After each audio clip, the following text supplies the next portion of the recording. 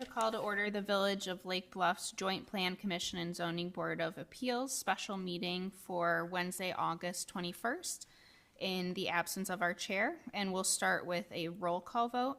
Member Danley? Here. Member Fisher? Here. Member Miller? Here. Member Russell? Here. And then members Sorensen, Toll, and Chair Peters are absent.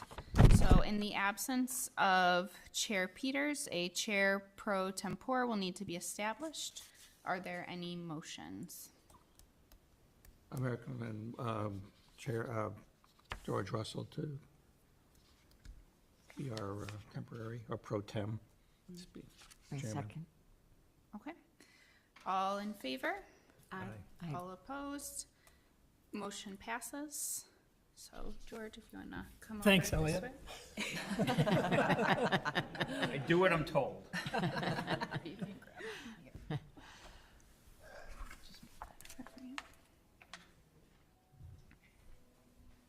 I hope the pickleball item isn't the reason why almost half our board is missing tonight, but.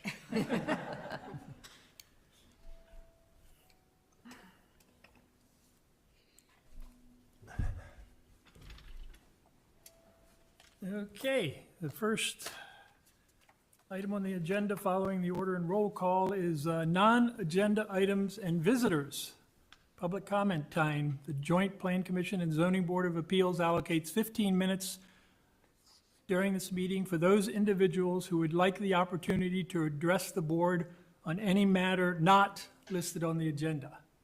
Each person addressing the Joint Plan Commission and Zoning Board of Appeals is asked to limit their comments to a maximum of 3 minutes. Do we have anyone here tonight that wants to address the board on an item not on the agenda? I think it's on the agenda. Okay, hearing none, we'll move forward. Next item is the consideration of the July 17th, 2024 regular meeting minutes.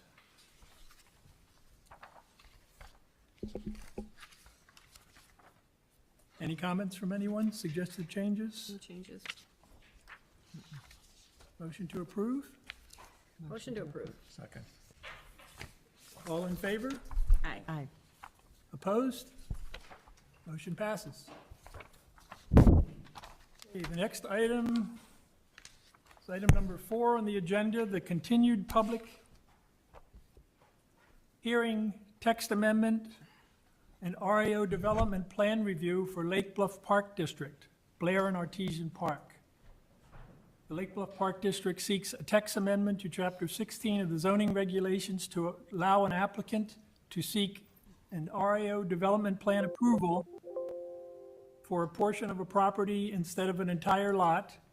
And number 2, RAO development plan approval to continue the existing uses in Blair and Artesian Park, as well as add pickleball and make modifications to the existing park infrastructure. The PCZBA may also consider any additional relief necessary to accomplish the petitioner's plans. If there is anyone wishing to speak tonight, please stand and raise your right hand. Anyone at all on either of the items on the agenda? If you're planning to make any comment whatsoever, even if you're not, and you think you might, it won't hurt to stand. And this is on either agenda item, the Park District or the following one. Do you swear that the testimony you will provide is trustful and complete? Thank you. Okay, on this item, how we will proceed, staff will first give an introduction to the item, and then the applicant, the Park District, will make their presentation. And then at that time, the members of the PCZBA will address staff and/or the village with any questions they have. And then after we've asked our initial round of questions, anyone from the public that wishes to make a comment will be invited to the stand. When you come up to the stand, please provide your name and address. Please try to limit your comments to 3 minutes. And then once all public comments are done, the PCZBA will again ask questions. Once we are done asking questions, each member will then be invited to make comments about the issue. and we'll proceed from there as to whether or not we will conduct a vote. Okay? With that, Clara, I'll turn it over to you. Yeah, thank you for that introduction. Since the initial PCZBA application submission and the public hearing on April 17th, the Park District has worked with the village's consultant, Thunder Hearing and Sound LLC, on sound studies for both Blair Park and Artesian Park.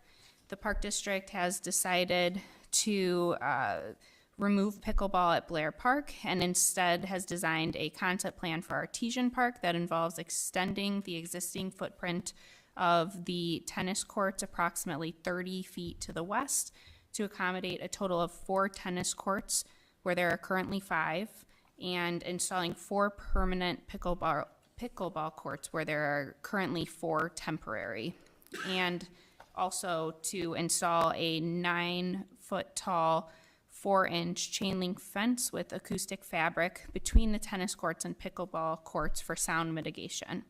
The applicant is in attendance to present their plans, and the PCZBA is a recommending body on these matters. And then if there is someone here from the Park District that wishes to make the presentation?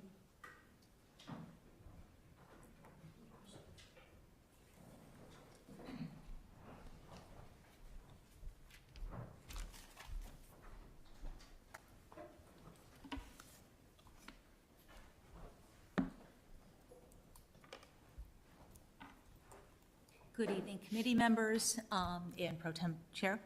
I am Jennifer Beeler. I am the president of the Lake Bluff Board of Commissioners. With me tonight is Nikki Walsh, who's vice president of the board. We also have Scott Puma from Ansel Glenk, who is our counsel on this matter, and executive director John Beeler from the Park District. The way that we'll speak with you tonight is I'm just going to do a brief introduction. Nikki will talk about the conceptual plan that we have and the reasons why this evolved, and then both Scott and John will be available to answer questions from the committee with specifics about this plan. I just want to say I'm standing before you tonight without any fancy PowerPoint, without an expert or anything else, because really we're reliant tonight on the village's sound study with Steve Thunder, who I'm acknowledging from afar. Since April, there have been some dramatic changes, I should say.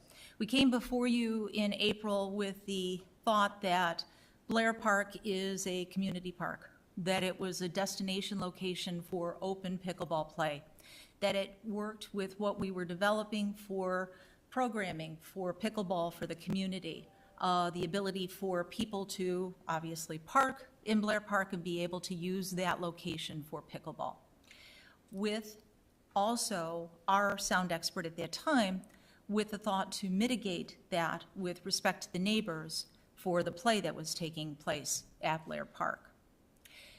Since that time, Thunder studies came out about their pickleball play, or their sound study for Blair, which indicated that it was not in compliance, obviously, with the sound ordinance that was here within Lake Bluff. And at that time, we stopped all pickleball play at Blair Park. Since that time, we removed the pickleball nets, and the park has been reestablished for tennis play only. So that is the only play that is taking place now on those Blair Park courts. Since that time as well, and as Clara put very nicely, we have been working with the village to see what would be the best way to go forward with offering pickleball for community members and for members of the Park District. We really hadn't thought about using Artesian as a location for programming. It has some inherent problems, and I'm sure we'll talk about that tonight. But as we started to look at what could possibly happen, especially with the sound issue, developing the conceptual plan that we have would be a way to have sufficient programming, offer this for the community, and I'll put it this way. We talk about Blair as a community park. Artesian is a neighborhood park. And so keeping the pickleball play smaller there, so it's keeping with the neighborhood park concept, but also being able to offer this as an asset to the community, but more important, to be able to say, Are we developing too much for the Park District? Are we keeping with our plan to make sure that we don't overextend ourselves with structures, with assets within the Park District base? Are we making sure that we are being responsible with tax dollars as well as being considerate to our neighbors? Just to give you a quick update, we had originally budgeted about $36,000 for net revenue for pickleball to date. And so far, year-to-date, we've achieved about a little bit over $6,000. We've gone from 70 members for pickleball down to 10. So at this point, we would like to see what could be our next steps with pickleball. But at this, I'll turn it over to Nikki, and she'll talk about our conceptual plan for Artesian. So, and our thought, just to kind of piggyback on all that, as Jennifer mentioned, we were initially looking at this as a destination pickleball place. We have, abandoned that idea, and we are looking at this as a, neighborhood park. Play has been established there temporarily with the temporary courts, and we'd like to continue that, only give people a little bit more of a, steady option where, we can separate the tennis. There's still 4 tennis courts and 4 pickleball courts because that seems to satisfy everybody. I actually spent some time on your site today, and I was looking, and it says that your mission is to promote safety, health, convenience, comfort, morals, which seems like a tall order, prosperity, and general welfare. And I think this neighborhood park, fits in with that. The idea that we're trying to promote fits in with, what your mission is. We've talked to the village. We want to partner with the village to, make this pickleball a permanent installation. This is different than like Deer Path, just installed 8 courts. And 8 courts is different because people like to ladder play. They like to play at their exact level, and they like to play, with people that are their similar thing. I spoke to a friend out in California who's been playing pickleball when only old people were playing here, and now there's all the young kids. But, and she said that, 8 courts is kind of the minimum for a destination. She said, let me just look at her. She said people want more than 4 courts because of leveling, allows for play at many levels. Open courts. When you show up with 4 people, you're hoping for an open court for your foursome. And so that's super important. Less wait time. If there's 8 courts versus something like 4 or 6, you're not going to have the wait time that you would with just 4 courts. She also said if we wanted to keep it a neighborhood park and not, make it a huge deal, to not advertise open play. She said you can have open play, but not advertise it. And something that I actually just heard tonight, it sounds like Deer Path is, because I think there's some concerns about people coming in from out of town if this is a big destination area. Deer Path, it only allows people to play on the courts if it's a Lake Bluff or Lake Forest resident is part of the foursome that's playing. So that's something, that we could look at as well. I think that's mostly what I wanted to cover. Some other, things we were looking at, possibly, because I think some of the parking concerns could be during baseball, not really from pickleball. I don't think there's that many, at least when I look over there now, there's a lot of kids on bikes. A lot of the pickleball players are walking, they're biking. April to July, maybe we could say something like the park, can only have pickleball, tennis, or park users using those parking spots in that little area. And, baseball can direct their people to park in the lots over by the middle school. That's really all I wanted to cover. One of the reasons why this conceptual plan came about is because of the village's offer of the grant, which was very generous to say that there would be something to build a new location. Again, building something new was not within the Park District's purview for a capital plan within any time soon. This really was just going to be, I believe, resurfacing these courts within the next year or so. But to be able to establish this, it would be, and John Beeler will go into more details about this, it would be over $100,000 venture, but the village has made that very generous offer to be able to partner with the Park District to be able to offer this kind of amenity. So that's really the genesis of how this plan started.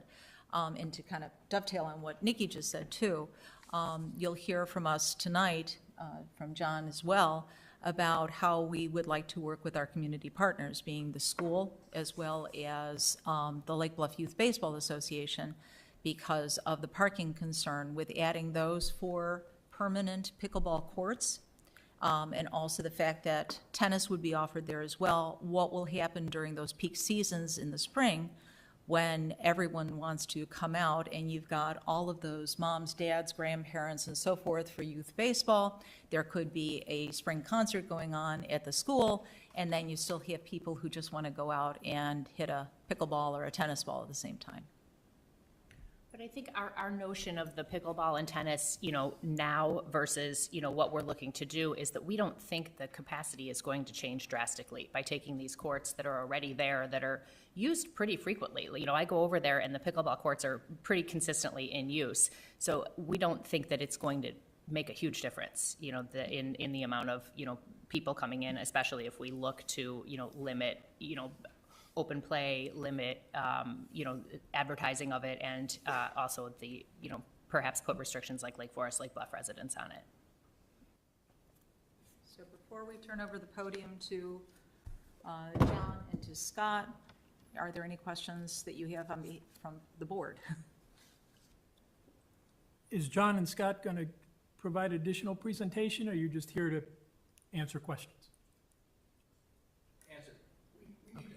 And is the sound consultant The going, sound issue is obviously, yes. the sound consultant going to give a presentation, or no?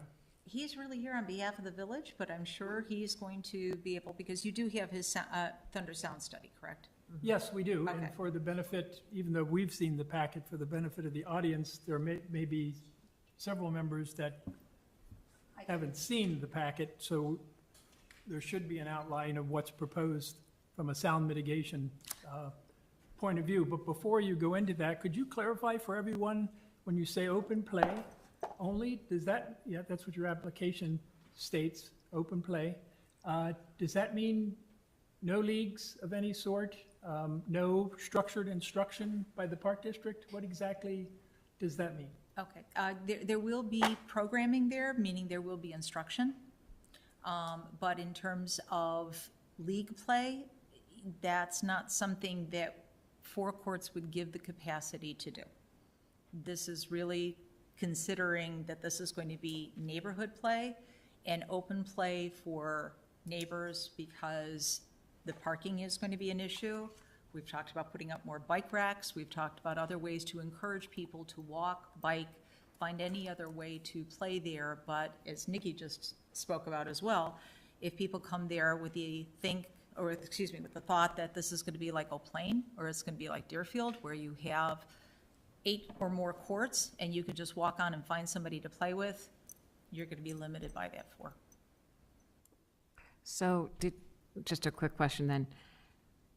Other locations in Blair Park, because this will be an expense to expand in Artesian, and it just seems like there's so much restrictions already with parking, or, hoping that we could orchestrate less cars and biking and, foreseeing that. But worst case scenario, we are going to have a lot of activity going on there.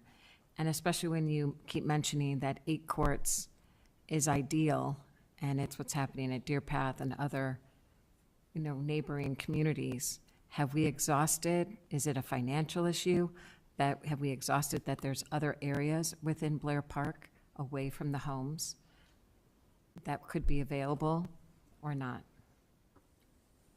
It would require a large expense for infrastructure in order to do anything else at Blair Park. I mean, the possibilities could potentially be there, but you're talking about creating something anew versus modifying an existing structure. So if we're talking about $100,000 or so to just even push out the fencing and put the 4 permanent pickleball courts there, you're talking about probably, Jen, I'm going to turn to you, double or more the expense to $220,000, $250,000 in order to create a whole new structure.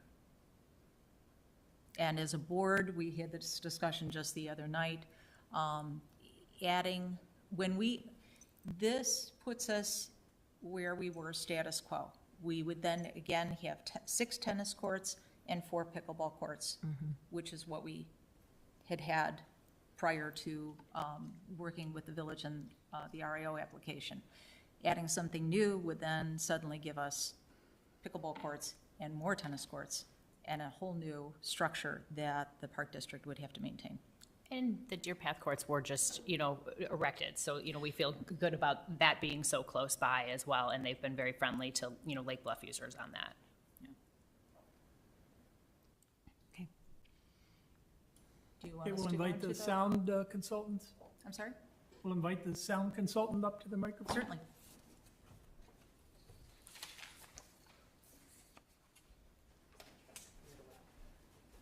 Good evening, and thank you for having me. My name is Steve Thunder. I represent Thunder Hearing and Sound, my background is acoustical engineering. I have acoustical engineering degree from Purdue University, and I've been working with acoustical consulting in cases just like this many times before, in pickleball specifically. Been working in cases like this for 16 years now. So I have a lot of experience, with my father, who did the same thing. He's been doing it for 30, 40 years, something like that. So anyways, for noise, what we're really look at is we try to evaluate 2 things. There is the level of the sound that's being emitted, the source noise. And that's basically, in this case, would be the noise from the pickleball hits at the location of a receiver, right? So what's going to happen is a ball gets hit, it makes noise, and then it's going to propagate to a receiver spot. And it's going to have a certain sound level at that spot. And then we're going to look at the background noise level at that location. And it's really the difference between the two that determines if the sound's going to be annoying or not. And so that's what we looked at. And so we went to Blair Park, and we did a sound study there. We found that, frankly, it's just the courts were too close to the homes. The sound is still too loud compared relative to the background noise at that location. So therefore, it becomes annoying. And we did a very similar study at Artesian Park, and there the situation is different because you have a lot more distance to work with, much less dense homes that are directly near the courts. So there's a much better situation at Artesian Park. Furthermore, we analyzed the proposed plan by the park district, and I really think it's a very good plan. And congratulations to the park district and the village for working together to create this plan, because from a noise perspective, this is a very good plan. There'll be no impact during the vast majority of the day, all the time during the day where it could be expected pickleball play. There'd be no impact from pickleball. So, yeah. I know that was quick. Any questions? Well, could you clarify on the Park District's proposal to install sound mitigation? Your report only made a very brief comment about that at the end. Yes. Where it's located, the height of it, and would a difference of a couple more feet have any impact at all instead of the proposed 9'8", if they went to 12? And also the gate that's proposed on that east wall, is that, in your view, a problem, and should they be relocating the gate so that there is no opening at all in that wall? So very good questions. I'd have to refer to the report because I don't remember offhand the exact height that we set. I think it was like 9 feet something. 4 inches. It was basically the height of the fence. That's 9 feet 4? Okay. Okay.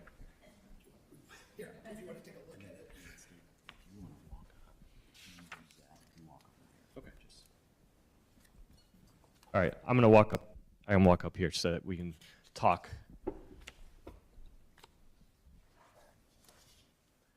So this, if you can see the blue line right here, that represents the sound mitigation, right? The fence isn't shown because in my model, it was only the acoustically critical elements. The fence essentially for sound might as well not exist.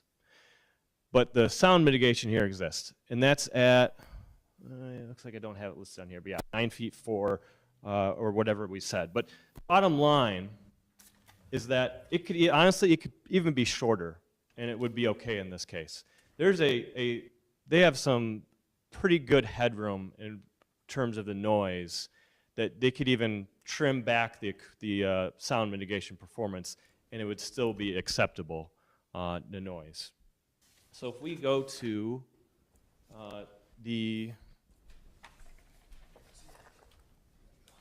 sorry.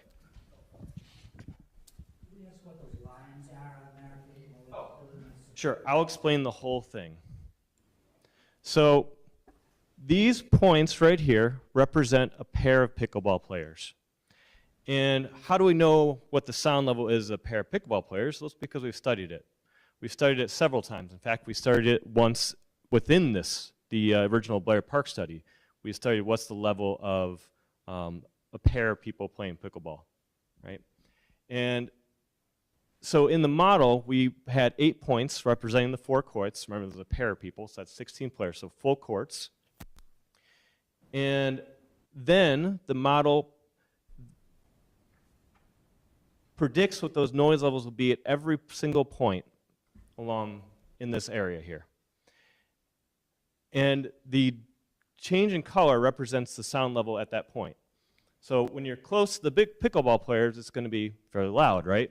That's what these different colors represent. So the closer you are to green, the closer ours is to the background noise.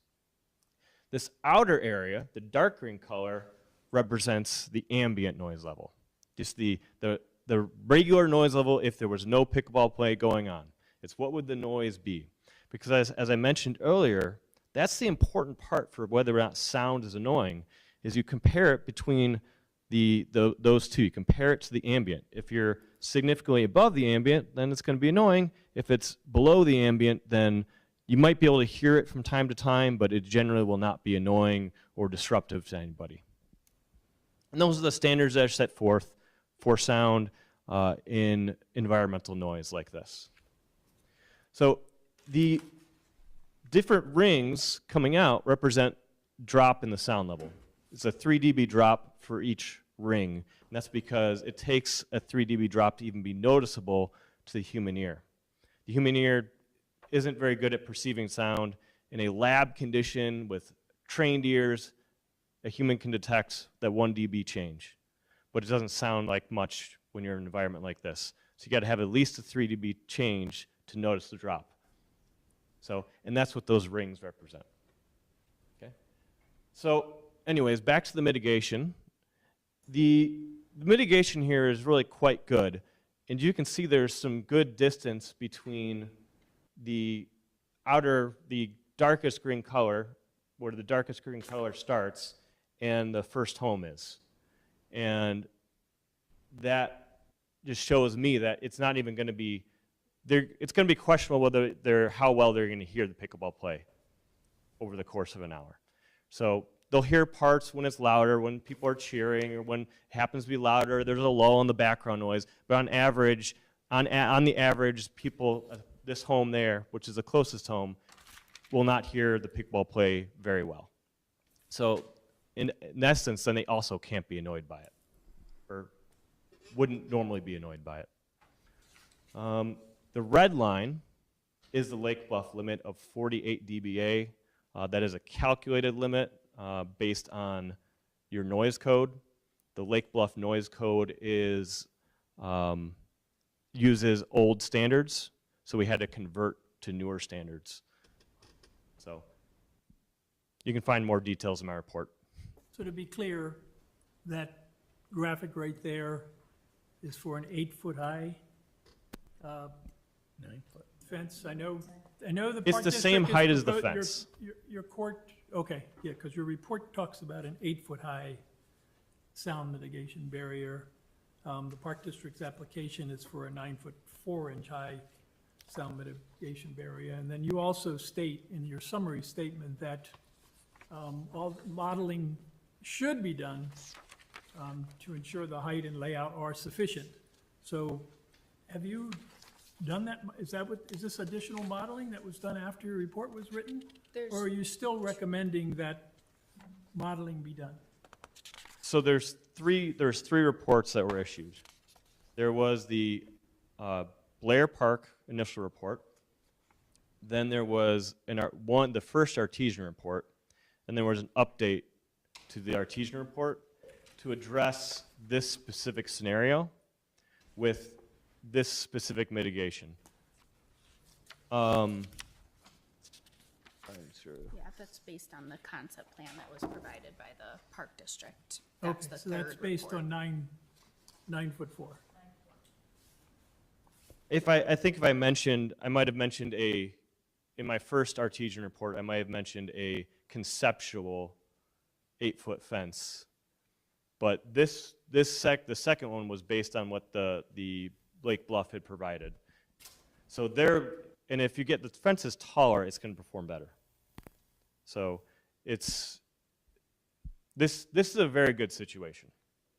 Overall, this is my feelings on this is that this is very good situation from a noise perspective. And I see that's at 7 PM, and the background noise starts to drop substantially as you go into the evening. Park District, I believe, is asking for play till 8 PM. So can you clarify that difference? Or do you have any I would love to do that. worries So if about- we could pull up it'd be what, figure 5? It's the one with the blue lines. Oh, it'd be down. Down. You can go down. Okay. There, back up a little. There you go. So let me explain this chart. This dark green, thick green line here is the ambient noise level. That is the ambient noise level over 24 period, because that's what we measured at the site. The dashed lines are code limits. So the red line is the Lake Bluff code limit. The yellow dashed line is the Illinois state limit. Then these dark blue lines are pickleball noise, and the blue shaded region, blue and white shaded area, is a adjustment we use for pickleball play because of the type of sound it is. We add a 5 dB adjustment. So the dark blue represents the real sound level. The shaded area above that is the adjustment. So for our purposes, we look at, does the adjusted sound level reach 5 dB above the ambient noise level? And that's how we make determinations for annoyance. So in this case, if we went to 8 PM and we look at that bar, it's not going to be more than 5 dB above the ambient sound level. It'll be 2 or 3 dB above. So I would not predict that to be an issue. It'd be a slight impact. But it would not be something that should prevent, it would not be an annoyance, which is by your code, what is listed in your code is annoyance. And we consider annoyance to happen at 5 dB above the effective sound level to be a 5 dB above the background noise level is what we consider to be annoying. So you would have no issue, in your opinion, with play being permitted till 8 PM each evening? Correct.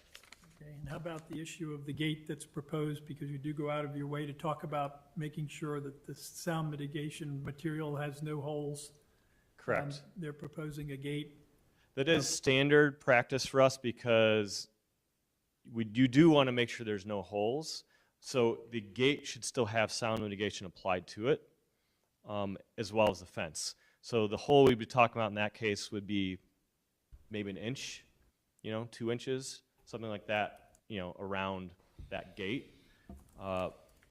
And that would reduce the performance a little bit from what I have shown, but not enough to worry me. It would maybe be a dB less than I have shown. So. And the 9'4" height that's being requested, is that simply proposed because it matches the height of the existing fence around the tennis courts? Correct. Okay. Any other questions? Anyone?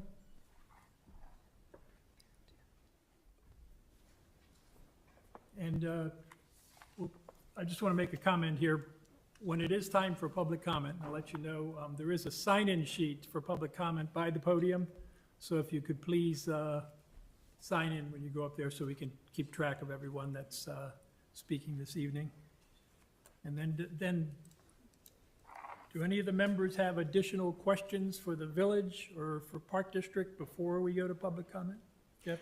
Just a couple, for the Park District, what is, so then am I understanding that there's no net loss or gain of pickleball courts and tennis courts, or what is the, Yes, it's back when this started?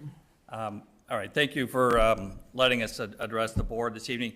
Yeah, we're removing one tennis court from Artesian and adding one to Blair, so we would still have 6 courts, and we're taking the 4 pickleball courts from Blair Park and would be installing those at Artesian. So in the end, it would be a net neutral or the same as what was offered to the residents before. Okay. And then just a follow-up, is tennis as popular? I mean, do those courts get as much use and such, or?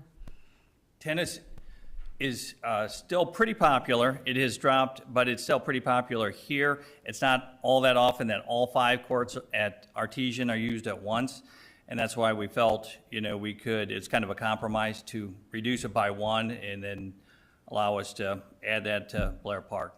Okay. We talked about for programming for tennis, you really need 4 courts. You can't go down to 3. It really, you lose a lot. And so that's Okay. why we wanted to keep it. Okay. We do have some tennis leagues, that will use that number of courts from times. And then the high school will rent and do practices there.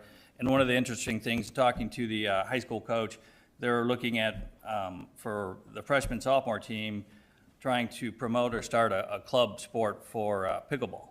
So they were excited that they could possibly do both here. Okay, okay. And then just last question. So then, am I understanding that there's no longer a goal? At one point, there was a goal to be a destination for pickleball, but now there's not a goal to do that for Lake Bluff? Okay, That's correct. Yeah, that's by keeping it 4 courts. Even before, it was 4 permanent courts, and we could add the 2 temporary courts. When we had 6 courts going, that's when we got these larger groups that communicate on WhatsApp and different ways to, to have 20 or 30 meet at one location and play.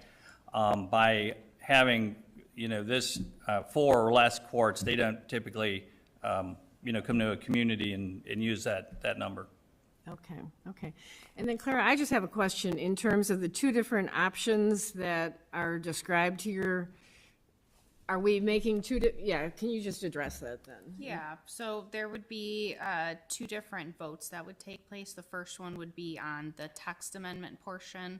And as a reminder, the Park District is seeking a text amendment to allow a narrowed Rio development plan just for the portion of the property that contains the tennis pickleball courts. And then part 2 of that, or the second vote that would be done is for the Rio development plan approval. So, clarification for me, right now, the Rio plan says the entire parcel has to be, That's what our Rio ordinance says, the entire. would this allow in the future to do parceling, or that would be on an individual basis? The text amendment would kind of open up that ability, which isn't necessarily in line with kind of what the intent of the Rio plan is. That being more so to have a plan for the entire area that would allow for easier approvals or kind of a Gives more cleaner path. flexibility, like similar to a plane development. Right, Was the so intent. do we, with our voting on this, they'll still have to come before the committee to do partial changes to the Rio. It won't be allowed gratis So going forward.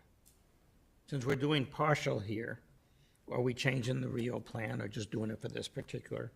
So the text amendment would open up that ability for anybody to do it, request, okay. basically. That's fine.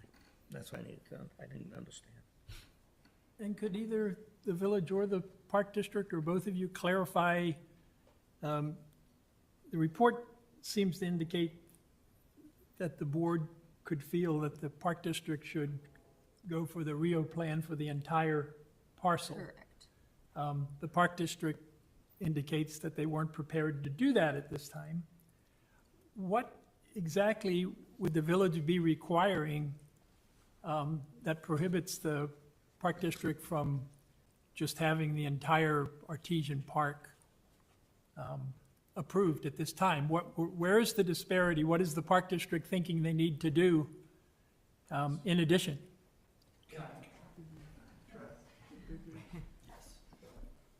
In terms of application materials, nothing else. What's been provided so far, as these hearings have been noticed, all allow for, if the village board, or you would recommend to the village board, that the Park District be granted complete RIO approval, as was the intent of those regulations when they were put in place. That can be done. No further action required of the Park District. That's it. Okay, so Park District, why wouldn't you just get the Rio plan approved for all of Artesian Park and I guess I'll address that. My name's Scott Puma. I'm the attorney for the Park District. This gives us some flexibility. We haven't, there's other partners that would be involved in that process with the use from the youth sports organizations, and that this gives us the ability to address the issue that's before us right now. We haven't gone back to them and talked to them about what our next steps are. We haven't thought of other changes to the park. I recognize that the intent of the ordinance was to allow for administrative changes in some sections. This isn't, we don't feel like we're there yet. We have been trying to address a problem, a specific issue, and so that's why the Park District's brought this petition only limited to this, and we think this gives us some flexibility to come up with and address any additions that come up in the future, or anything that comes up in the future. We're not saying that we're opposed to an REO plan for the entirety of the park. We're just saying right now, we think it's a bit premature, and that we want to address this issue with this plan that is in front of you. Okay, are you free to comment as to whether or not whatever these changes are that might be contemplated beyond what we all see out there today and have seen for years? It's got to be the baseball fields and the playground. Is there some substantial change that's being contemplated? Why, as to why you wouldn't want to just have the play? No. No, I think, It's just an operational I think issue? we're indifferent to that. If you want to, as far as approve the entire RIO plan for the park, or just as we're requesting for this, you know, we were focused on this, you know, and we don't have other plans for the park, for the ball fields, for changing the playground or any of that. So again, the Park District is pretty much indifferent to that. If that's what the village decides to go that route and just approve the RIO for the entire park this evening, that would probably be fine for the Park District. Okay, thanks. Were there any other questions on our plan, on the rendering? So just to clarify, yes, that's the drawing. So again, by removing one tennis court, we're extending the court further west towards Sheridan by about 30 feet. We're adding one fence between pickleball and the tennis there. It's 9 foot 4 inches, would match the perimeter fence. It would have the material that we have quoted is Acoustablock, or it's Acoustafence made by Acoustablock. It was mentioned in Dr. Thunder's study as being a good material. It would go on the gate as well as the rest of that fence, that dividing fence. So I think that would be, you know, very effective, and it would be good to have that division between tennis and the pickleball courts. We also noted that we would be adding bike racks there. We acknowledge that parking is a challenge at Artesian. It always has been. The fact that we already have 4 temporary courts there now with the tennis courts, we don't think this is going to add or change a whole lot. It's not, you know, our big problems are youth baseball games, bring a lot of parents, and so do the softball games at times. It's when you have that changeover and you know, the teams are arriving for the next game, the teams that are still playing are there, so that's when a lot of those, you know, the lot fills up, they park on Prospect and they park in the school parking lot, or both of the middle school parking lots. I spoke with Dr. Lealy. She was comfortable with, and just acknowledged that we have kind of an unwritten agreement right now that we use their lots, their parking lots for spillover traffic with the youth baseball games and the softball games, mostly during non-school hours.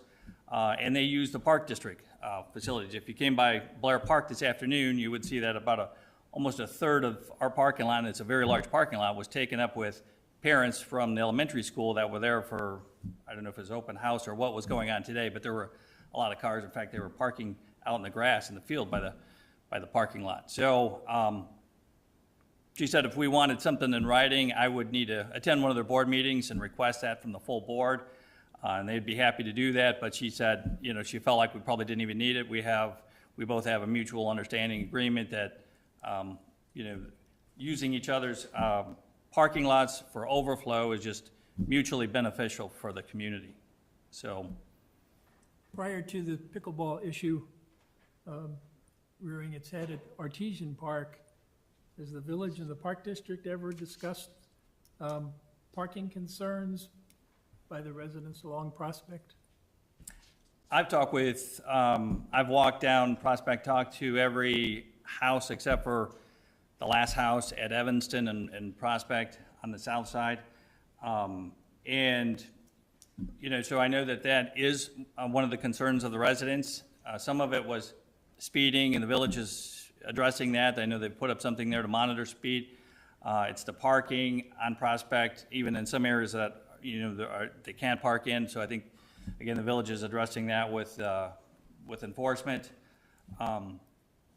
So we acknowledge that that's a concern of those residents, and, you know, To clarify, I asked historically before pickleball, or is this since the pickleball issue came up? oh, no, okay, go ahead. Yeah, I think it only surfaced recently with the pickleball question when it came up with the idea of those neighborhood folks received notice about the potential addition of pickleball to this park, and they raised the issue predominantly about the speed of vehicles traveling down East Prospect and the potential increase of parking that pickleball facilities may bring. And I would say John's right, the village did monitor the parking along East Prospect in that leg from west of Evanston, and over, I think, about a month period, and we looked at it. I think the average speed in one direction, east or westbound, was 11.9 miles per hour, and the other way was like 12.1 miles an hour. And there was like maybe one outlier speeding, which I blame one of the residents jokingly did that, I think, to try to manipulate the data.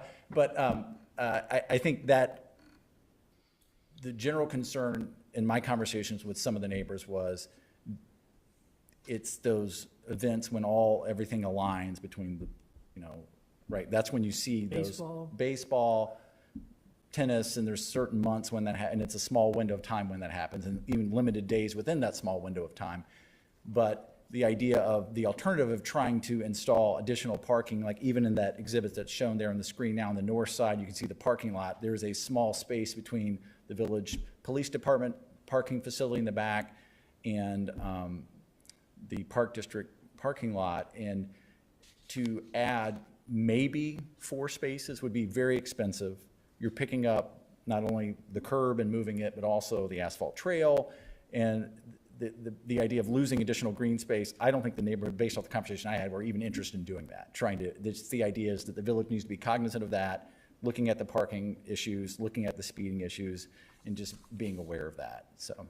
I reached out to some of the neighbors as well, and actually have a quote from one of the neighbors that says the worst. Nikki, I'm sorry, because we are on broadcast, you need to just jump to the microphone. I just have a quote from one of the neighbors, and she just said, she said, the worst offenders are the late for tennis moms and the little league practice moms doing the drop off. So just so you have that.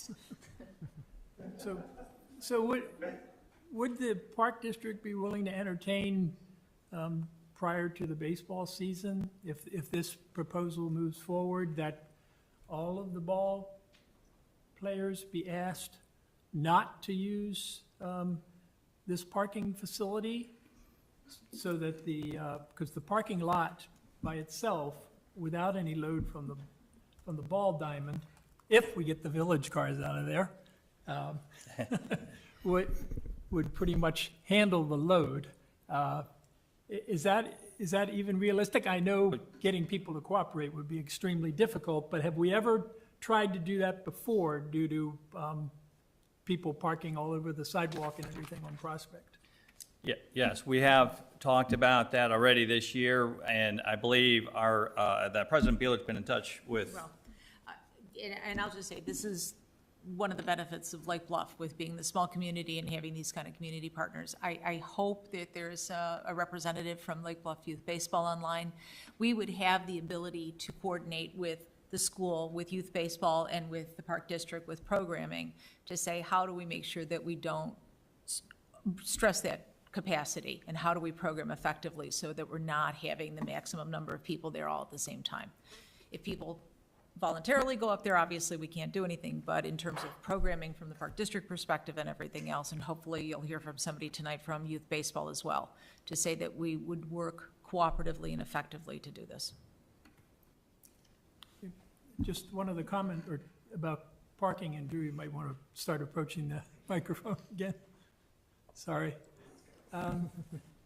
Twice this week, I went over just in the middle of the day and monitored the number of people on the courts and the number of potential parents that were using the playground. And on both occasions, there were at least a dozen extra cars in the lot that had nothing to do with the park use on the playground or the courts. There just weren't enough adults for the number of cars. I know during the day, there's probably 5 or 6 village employees that park there every day. I know that in the evening, the village always has 2 cars there. And if there are late meetings, I'm assuming the employees that have to attend the late meetings will stay through these rush hour periods. Is the village willing to relocate parking from that lot? I know there's been a lot of talk through our plan commission discussions about the availability of the train lot, and the parking studies indicating no parking problem downtown because we have the huge lot. Would the village be willing to, certainly the 2 cars that sit there every night, when we have these peak rushes, after 5 when the ball game starts, to move those cars out of that lot, and then also possibly consider requiring or requesting the village employees to park in the train lot to reduce the load. And then one other thought on top of that is posting the lot so that it's only used by park users and not, there could be 1 or 2 commuters that are dodging the train lot fees every day. But there were literally, for certain, there were 12 extra cars in the middle of the day. I'm sure that number drops at night, that weren't related to the park.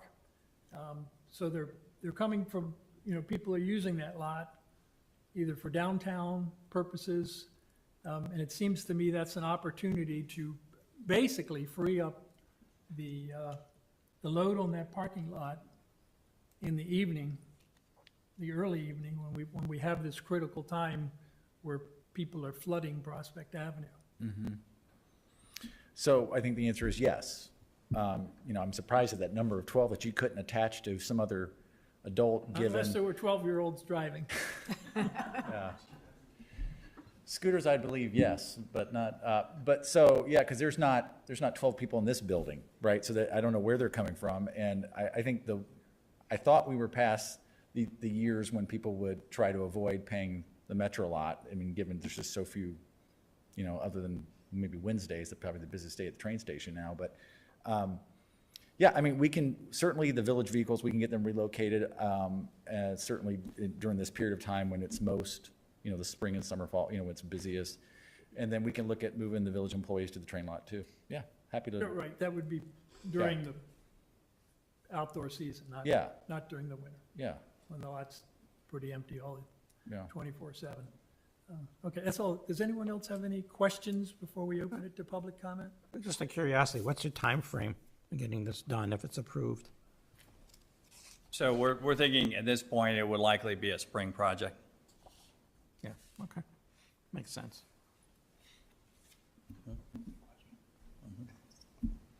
Yeah, we thought, besides talking to youth baseball about that and parking, of course, it makes sense to park in the school parking lots because the ball fields are located closer to Sheridan Place or the school. So it's easy to park there. It's closer, in fact, in some instances than our lot, and in the park itself. So we think those that would come for pickleball are not going to be looking to park, in the school lot. They're probably going to be in this lot, or even, some of the village green might be closer to park there and walk over than it is going to be to park at the school. So, but we talked about with, the tennis coach, talking to those parents about carpooling to try to reduce some of the traffic. We'd also, through our messaging and emails, try to promote walking or biking for those residents that live closer, just to help, again, reduce, if you're coming to play tennis or pickleball, to walk or bike there to help try to reduce the traffic. And I like that idea, if we are able to relocate even a handful of cars, from the lot, I think that would, just open it up more and assist with, those peak times. Thank you. Anyone else? Okay, we'll open it to public comment at this time, and if you could state your name and address, and when you're finished speaking, if you could jot your name on that sign-in sheet that's over there. Thank you.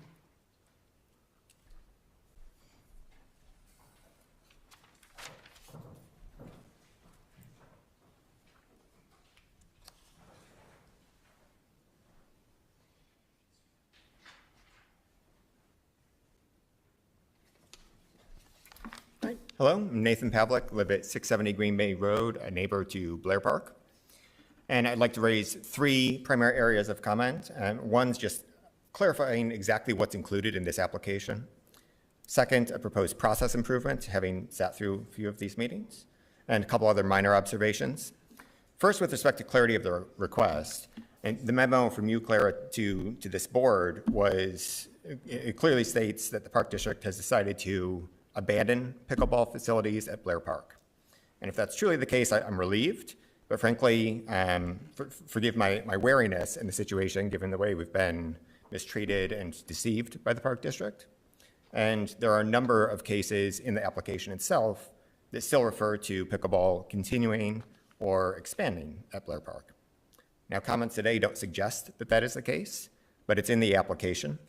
Continued use of Blair Park courts for pickleball. Use of the courts for pickleball is consistent with park uses of each park, referring to Blair and Artesian.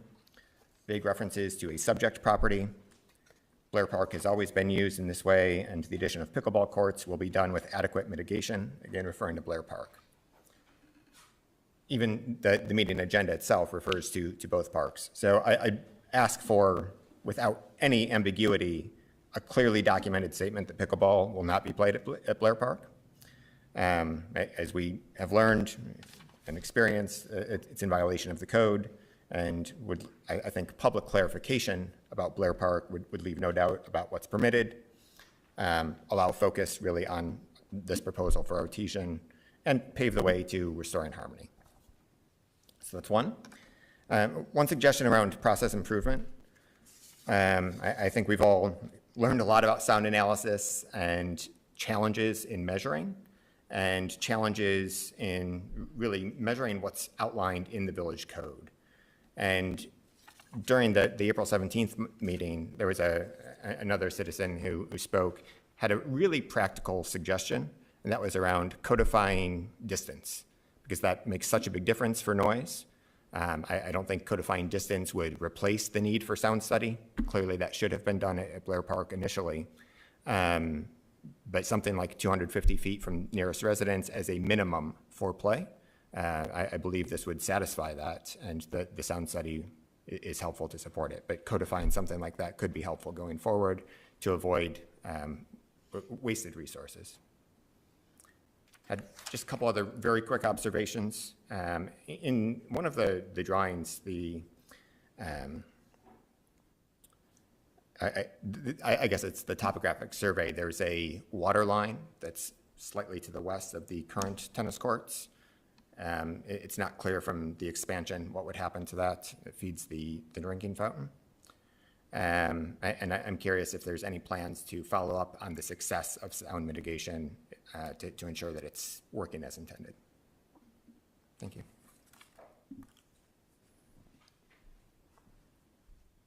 Drew, as far as we know, I know that water line is just a very small line that serves the drinking fountain. Is there any knowledge at this time? We would certainly, every intention is to maintain the drinking fountain, correct? And that, As far as I know. Yes, yes, yeah. Yeah, yeah, and the village engineer looked at this. I don't think there was any infrastructure we're worried about. The closest this gets to is to the village's Eisenhower era public siren, which is used to kick off the parade, but not for, generally, it's not required, but we use it anyway. But that's the closest, but I think we're good as far as other utilities. thank you.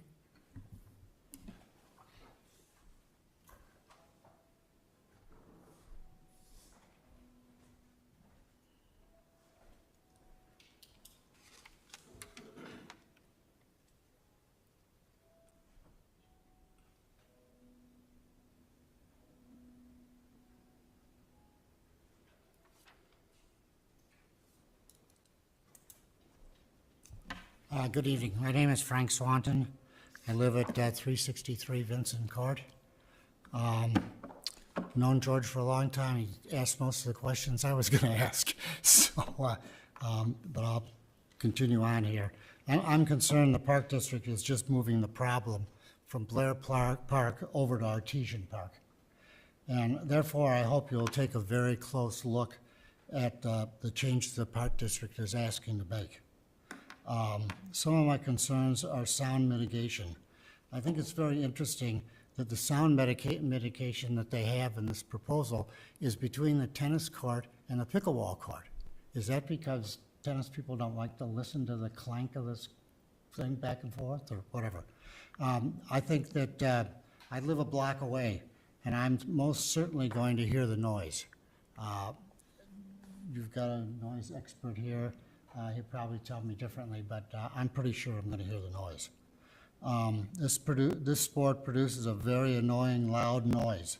In addition, there are several homes between me and the courts, not only south but east. Sound mitigation curtains should be east and south sides of these courts at the very least. And how do we know that these curtains work? Has anybody gone to a facility where they're being used to see if they actually do work? We have their word that they work, but do we really know if they work? Lights. I didn't see anything in there about lights. Lights should certainly not be allowed to be installed at this facility. And the time of operation. It needs to be discussed, I think. I think there needs to be a means of enforcing the time restrictions, and it shouldn't be up to the neighbors to be responsible for that. As far as parking, I walk through that parking lot many times during the week. And yes, there's baseball, and yes, there's tennis, and yes, there's this, but there's a huge amount of people that use that playground, and most of them drive there. And you can go over there and you can look, and you can read their vehicle stickers and find out that most of them aren't from like Bluff, and you can find that they're very, very filled up there. You stated that there wasn't going to be any leagues or anything at these courts, but then you say that it might become a club sport, and all of a sudden, that's a league of sorts. In conclusion, I think it should be noted that this park board, the ones who threatened to sue the village of Lake Bluff, and that you should be alert to that. They were going to sue the village of Lake Bluff. Thank you very much.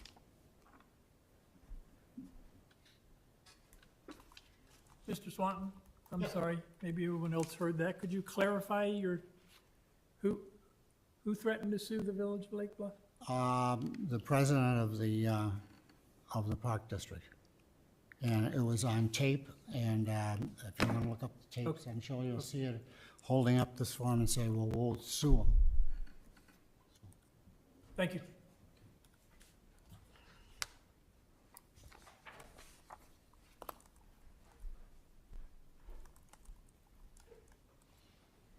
I will sign in just for time after I speak. Thank you. I'm Gail Gamerath. I'm 660 Green Bay Road, behind Blair Park.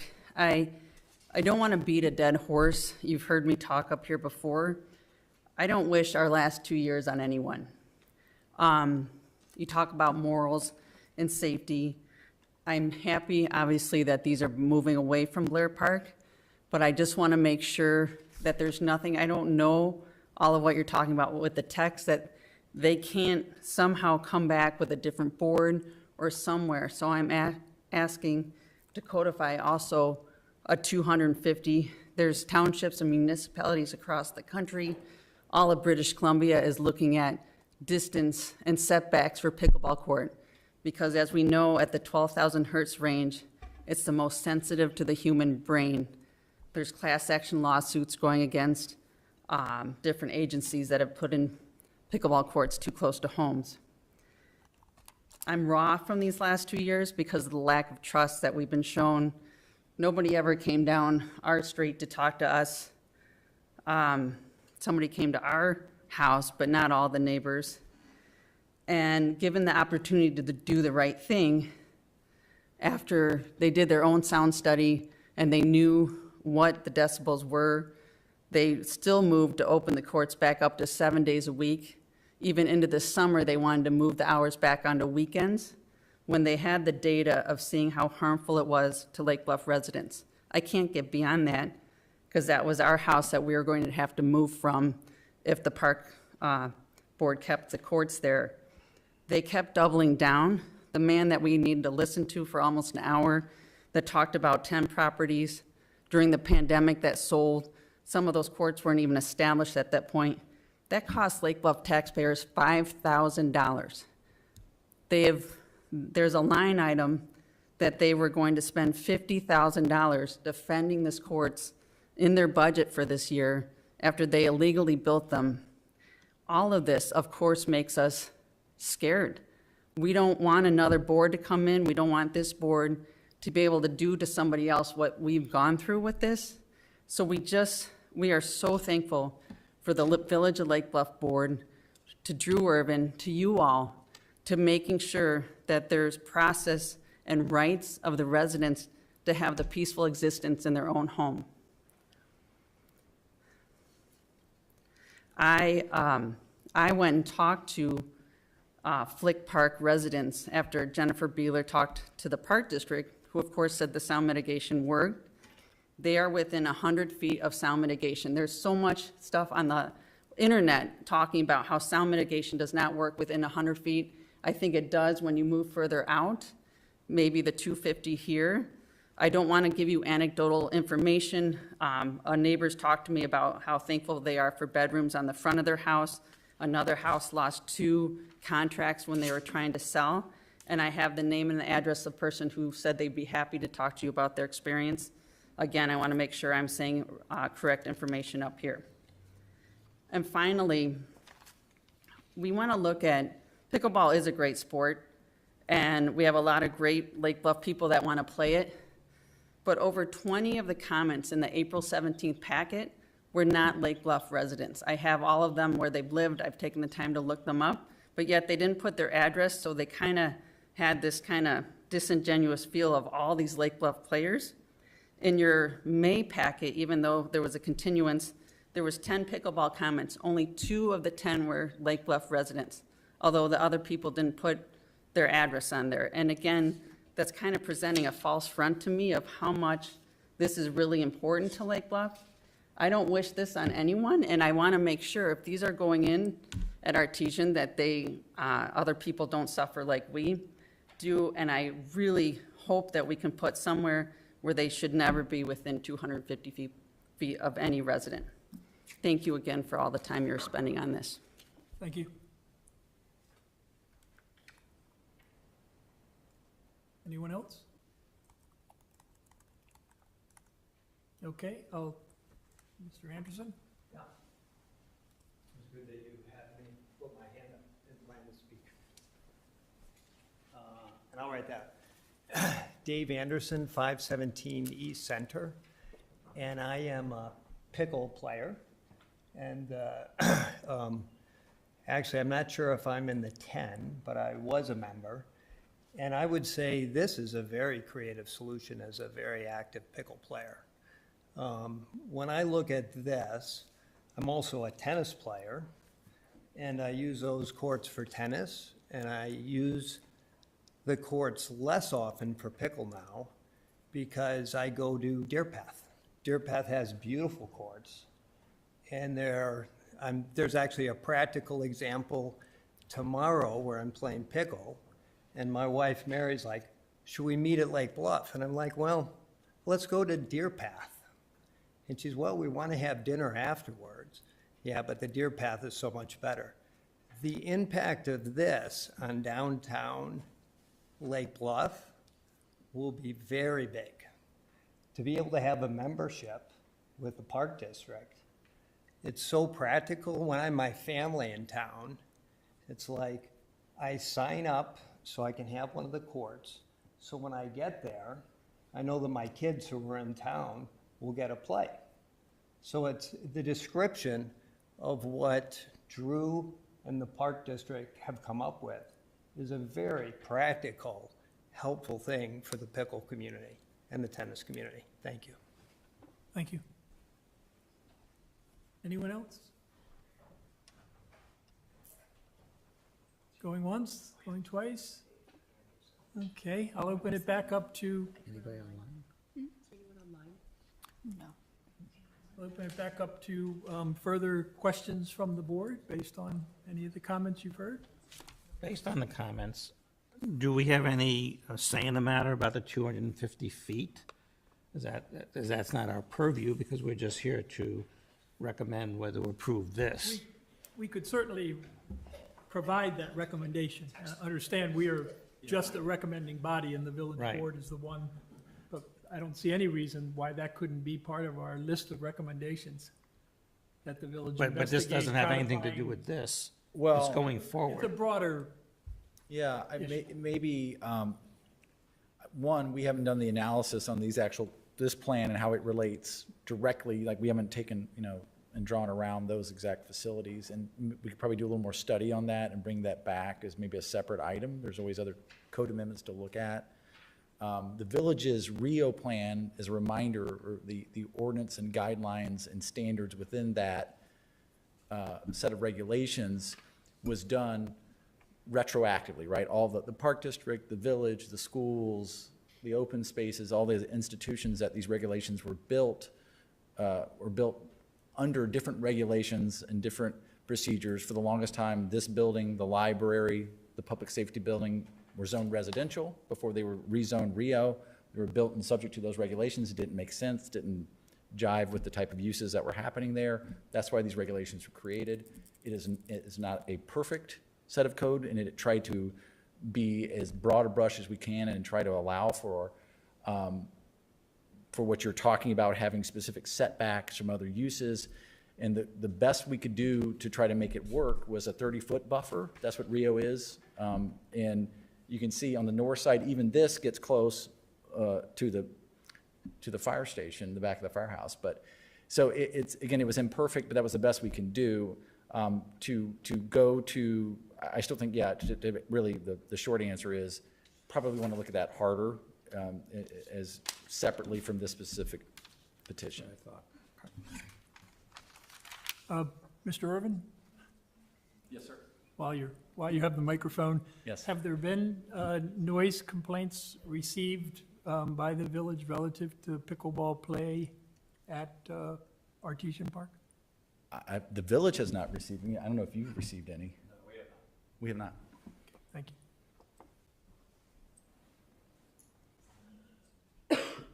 Other questions by members?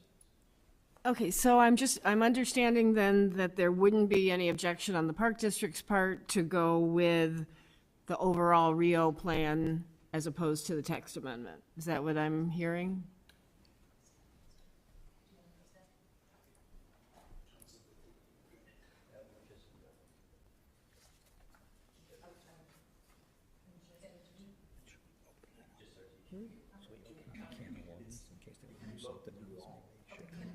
Just understand, so that would be amending the Rio application that we currently have, which does not address the entire Does it- park, or am I The not? village staff is indicating you would not have to do any additional paperwork, and we could approve the plan for the entire park based on the sketches that are in our packet that show all your current uses. It would be The ball creating. fields, the playground, the batting cage, For Artesian and Blair. Correct. Artesian and Bluff.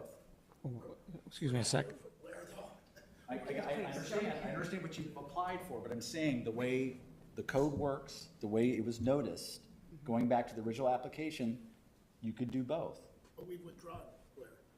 I understand. But this group can recommend to the village board that approval can be given for both parks. How? If we've withdrawn an application, that's like, how? Haven't withdrawn a full application. We withdrew Blair. They amended their application, but the notice as it was legally noticed Presented at the and as the beginning. information that's included, that can be done. In the notice. But we withdrew Blair. We said we're not going forward on Blair Park. How can you?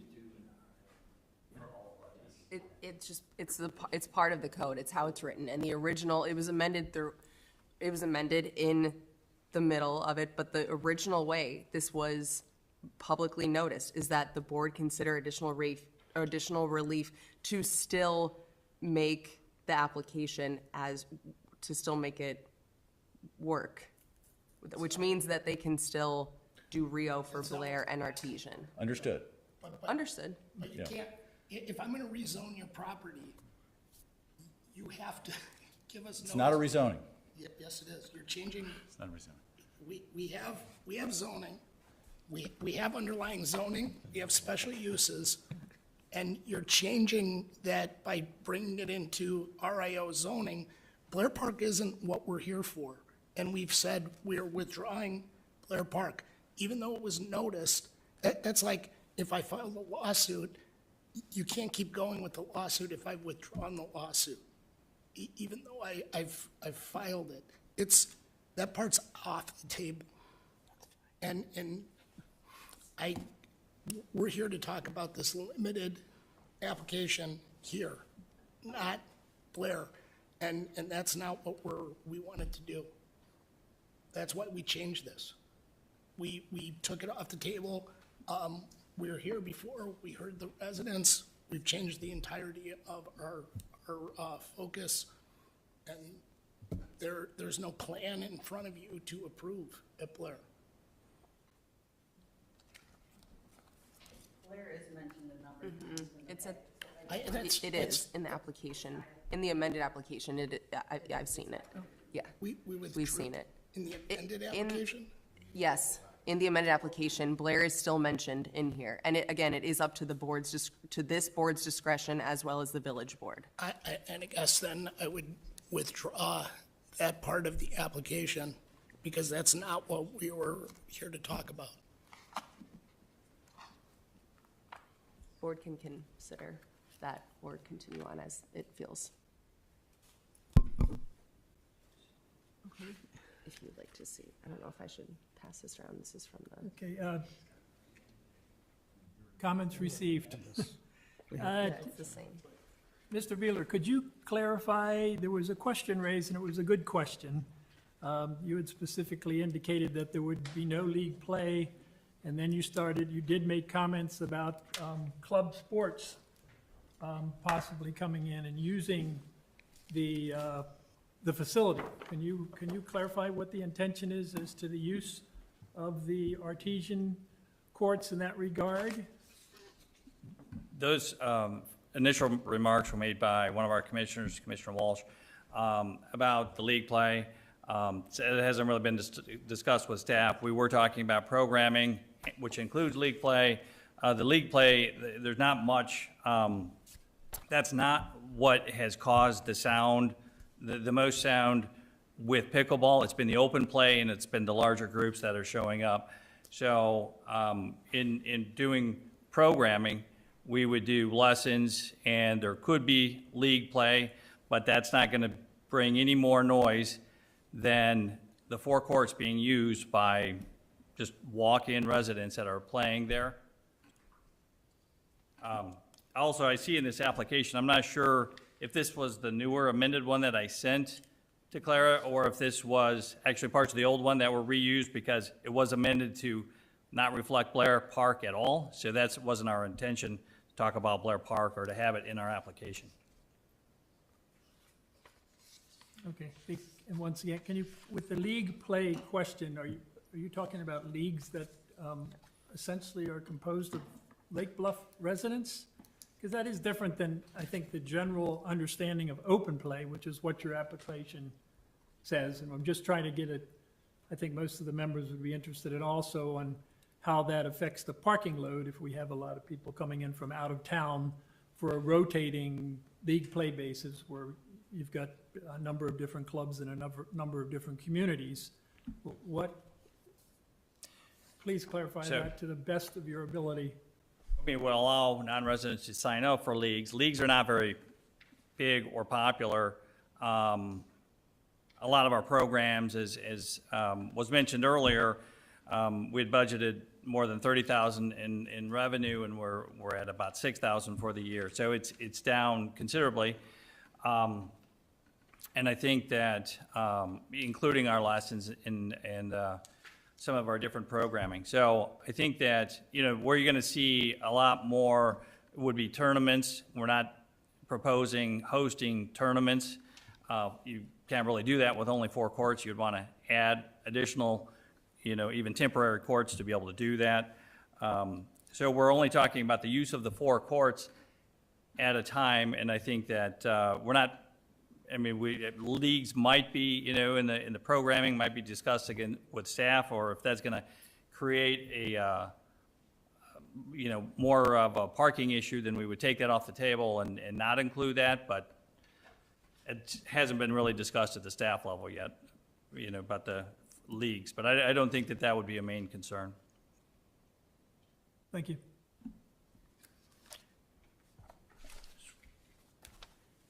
This was the newer. Yeah, I used the one that you sent last week. Okay, because it looks like what's in the packet is It still. has the same date and everything as the one in here, Okay. so. Does anyone else have any questions? Then we'll move to the comment period, and we'll just move right on down the row. And Ms. Stanley, you get to offer comment initially. I guess I'm a little concerned with the Blair versus Artesian, and whether it's in a packet or not. It seems that the community's worried about securing back to never having pickleball there. And I don't know if it's our board that could put that in writing in a way that states that it will never, go back there, just to secure their peace of mind. So that, to me, is what I'm hearing, is that whether it's in the packet or not, we should address how we handle that tonight in wording. And other than that, I am worried about a little bit of the traffic, but I think if we also work with the community and work with the times that it is busy, I think we can work it out. I liked what Mr. Anderson said about signing up, and I want to make sure that we put that in a way that we can make sure that it's organized in a way that you can be there with everyone at the right time. So we need to put that in pickleball play. But that's it. I might add something later. That's just a few comments. Courtney, could you comment at all on Ms. Stanley's suggestion that we incorporate in our recommendations that that the village adopt some sort of policy that pickleball play never be reintroduced at Blair Park. My own thought is that Near the homes. regulation can be developed, but 10 years from now, a completely different board could take a different attitude. So there could be a proposal to install pickleball courts in the middle of Blair Park, 1,500 feet from any residence. But anyway, Courtney, do you have any? But near any residential homes. I would say with a 250-foot limit within home.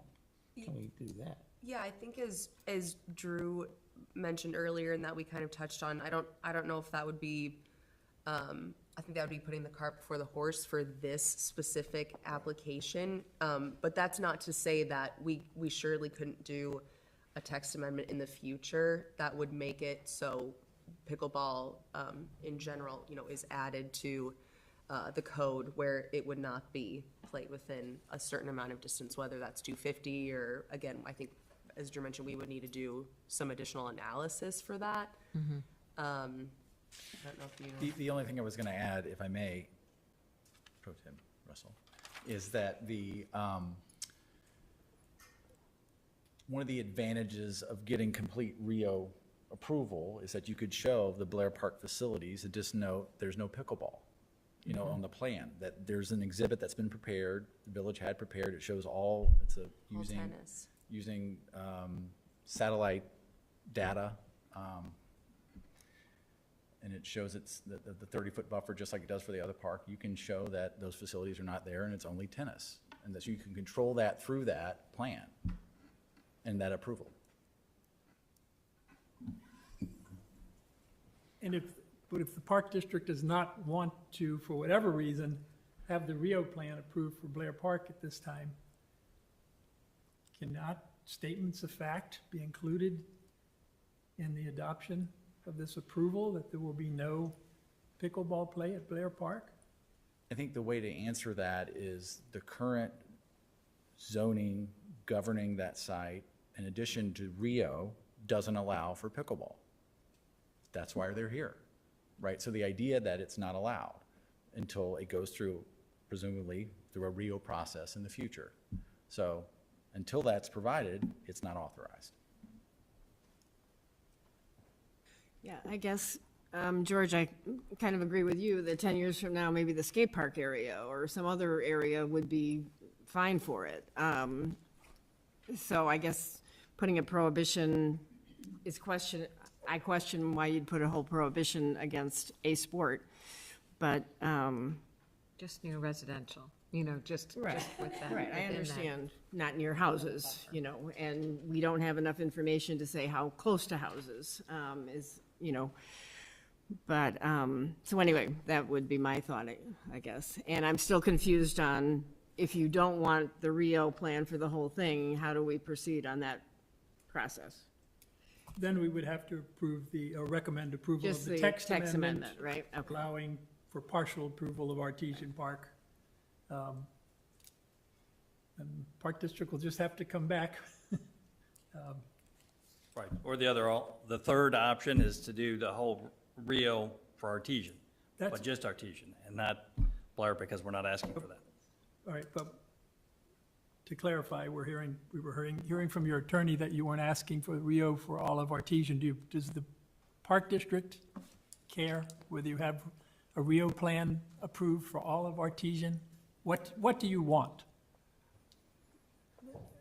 One team answer. I'm going to just say on behalf of the board, with our discussion, especially with council, the board approved going forward on the Rio for this particular court. It wasn't for the entirety of Artesian.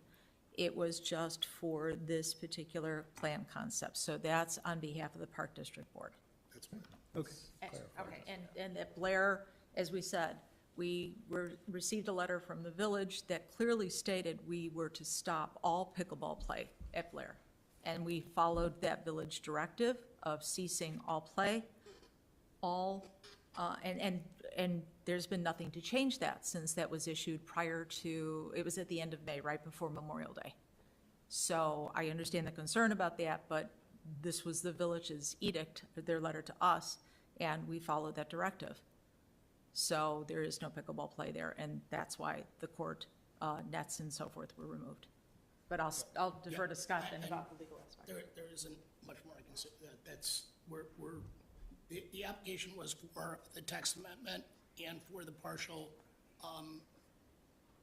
Rio approval for just that use, not for the entirety of Artesian Park. So that's what we're asking for. They state that they were given that letter last summer to stop all pickleball, and they stopped for a week, and then they continued to play. The pickleball's done. It's done at Blair. You know that. It's done. They've said.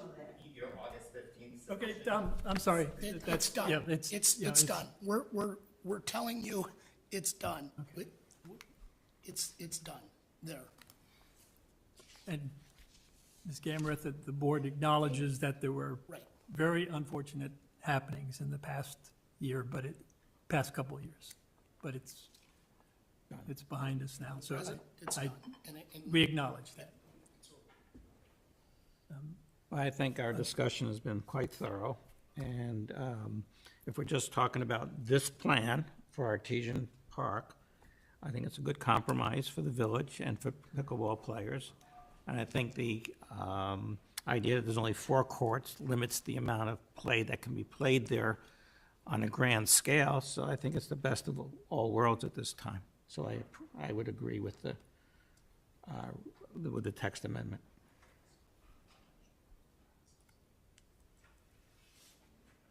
Anyone else have any comments? No, I agree with what Elliot's saying, that we seem to have clarified this portion, so. I'd like to recommend then that our recommending vote, because we are only a recommending body, that it include a couple extra provisions. One, that the report, the sound consultant's report before it goes forward, is modified in writing to state his positions that he made tonight, that there will be, that the sound wall that's being proposed in the locations of the court, locations of the courts as proposed, is indeed adequate, because the written report turned into the PCZBA says that he's recommending additional studies. So I'd like that clarified. It very clearly says that in his last paragraph of his report. So we just want that clarified in writing, that what the comments he made tonight. Well, they're that he's part of the confident. record, for sure, But we want it to be in writing Yeah. as part of our recommendation. Can you find it, Claire? I think it's Yeah, there. so I think that's I think you might be referencing the second one, but let me double check. There's 2 for Artesian. The second one, sorry, the first for Artesian is before this concept plan. The third one actually looks at the concept plan and does just what you're talking about. Yep. So.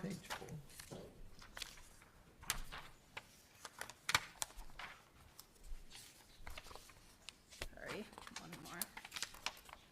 So for the conclusion, it says that this supplemental report evaluates the noise impact of the proposed pickleball court at Artesian based on methods used previously in the Blair Park study and the original Artesian Park study, though the assessment of through the assessment of ambient noise levels, sophisticated sound modeling techniques, and an assessment consistent with the methodology of the state of Illinois and the Village of Lake Bluff codes, we have determined no impact will exist on the surrounding community for the current hours of 8 a.m. to 7 p.m. and the hours up to 6 a.m. to 8 p.m.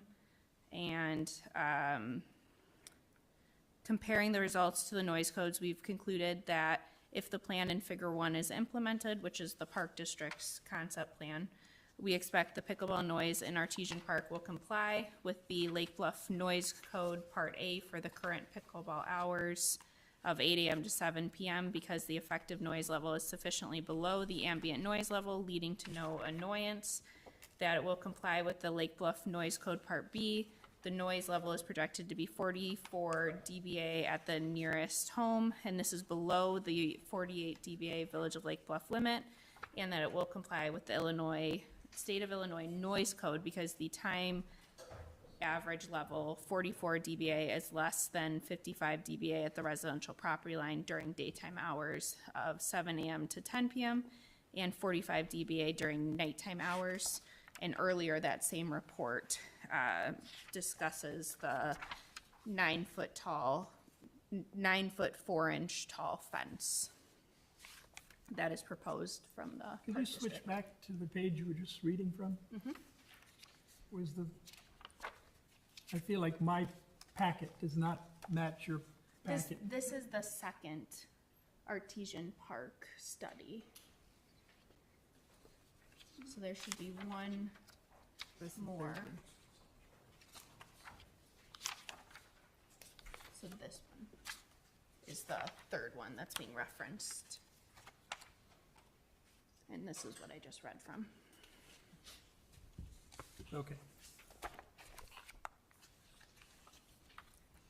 I think our recommendations should also include, in order to alleviate the parking issues at the village, pursue the removal, certainly of the staff cars that are parked there 24/7, 365, during the time of year when pickle and tennis is used, and that they take a look at removing other vehicles from the lot that are not associated with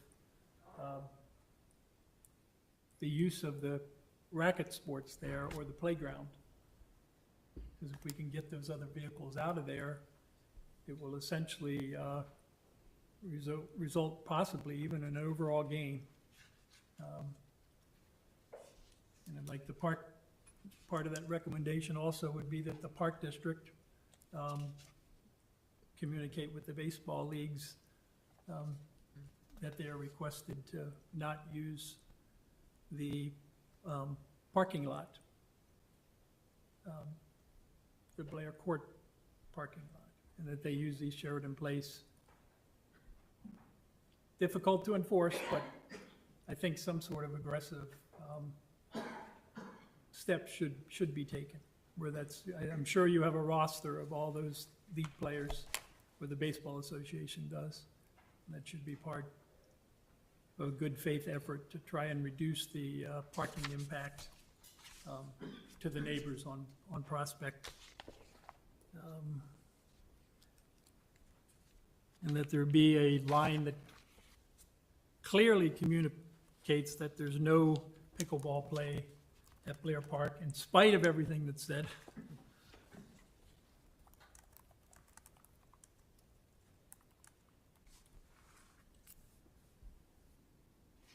And that there also be no tournaments. What about lights? Should we say anything about No lights, because you are asking for the 8 a.m. to 8 p.m. timeframe, but no lights.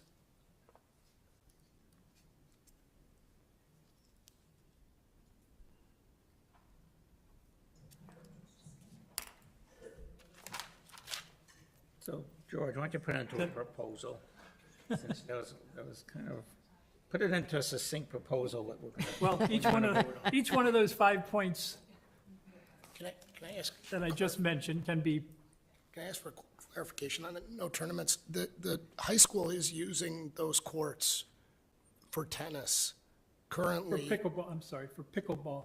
Okay. No pickleball So, tournaments. so the club that they're talking about isn't like a pickleball club. It's a kind of an affiliated sport. So they may have different people playing. I'm just thinking from when I played other sports. So I think we're trying to accommodate. And I'm going to ask as well, because we had a request from the Union Church and also from a real estate group to use the pickleball courts to host. I'm going to call it an in-house kind of tournament within those organizations. We were not able to do that because we didn't have courts available, but I'm concerned as well about the use of the word of no tournaments, because if, you know, a Union Church wants to host a fundraiser or something like that and wants to use the 4 courts, would that prohibit?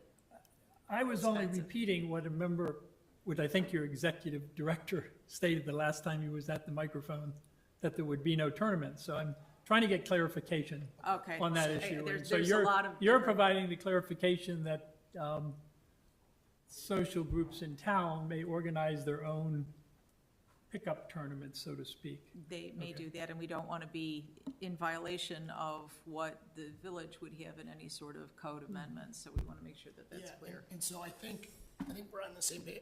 I think John was talking about not the Park District running tournaments, but we do have these other, which would probably presumptively be more intense, I think, and instead of these kind of smaller groups that It'll be a social event.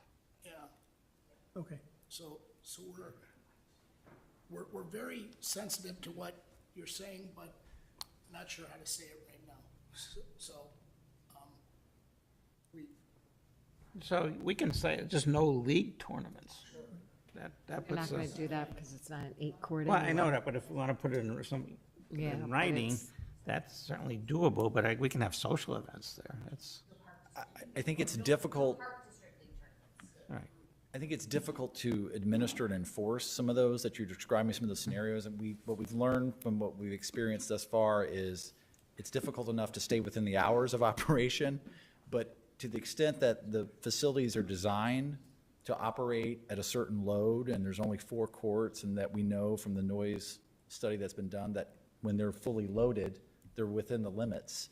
So the idea to further restrict, I think, creates further administrative and enforcement issues that may be difficult to distinguish when is it the local realtors having an event versus neighborhood kids putting together pick up, the Lake Bluff or, wiffle ball, pickleball tournament that happens on the 4th of July, which could happen there, right? So I see that happening. I just think it's difficult with this design, this layout, satisfying the code, that I think that just creates another layer that is very difficult to enforce and problematic. I agree with that. Courtney, did you by chance get a listing of all of those recommendations? I think so. I tried. They're on video. So, yes, they are on video. But yes, I do believe I got the full list. Can you read it back to us? Yeah, so it's that the sound consultant report, or do we get that figured out, or do you still We've want got that? that clarified. Okay, I just was want to make sure. looking at the 'cause wrong I just want to make section in sure their that. report. Yep, okay. The village pursue removal of the staff cars parked there in the parking lot that are 24/7 during the time of year when pickle and tennis is used. Make it clear there is no pickleball play permitted at Blair Park. No lights to be installed. Neighbors are made aware of notice for parking, and no, I don't know what the board decided on, no tournaments for pickleball after Mr. So we were Urban's. deleting that. And 8 p.m. or 8 a.m. to 8 p.m. And the 8 yes, the hours. 8 a.m. to 8 p.m. Okay, and the only clarification I was offered is besides the staff cars, that there be an effort made to, the village make an effort to identify the non-users of that area. And I don't know to what extent in the evenings, how many village employee cars are over there when there's meetings. 2 or 3 maybe additional, but every bit helps when we're talking about trying to keep the cars off of the sidewalk on Prospect. And then my recommendation is that because the Park District strongly just wants to go with the text amendment and the partial approval, that we yield to their wish and proceed. Either way, there's going to be, more administrative work to be done to get a Rio plan totally adopted for either park. And that's the Park District's choice, so I feel the motion just should be that we go with the text amendment and the partial approval. And we need two different motions, correct? The first one is to recommend that a text amendment be permitted without any of these other, Wait, George, didn't you mention something about that the Park District we encouraged them to talk to the league? yes, the for baseball league. association. I don't know if that needs to be, notified yeah. that they're to use the East Sheridan Place and school parking instead of the Park District lot. We kind of thought that was the neighbor one, about notifying the neighbors. Was that the same, or is that an additional? No, there's no notification of neighbors. It's notifying the participants of Okay, the baseball league. I thought, Got it. I thought council said neighbor, so I think that's the same. So we're on board with that, absolutely. So does someone want to make a motion recommending the text amendment?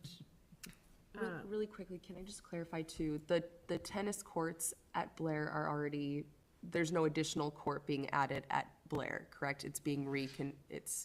Just wanna- Back to tennis, just want to make sure. I move to recommend the village board grant the relief as amended to the text amendment. Is that the proper language?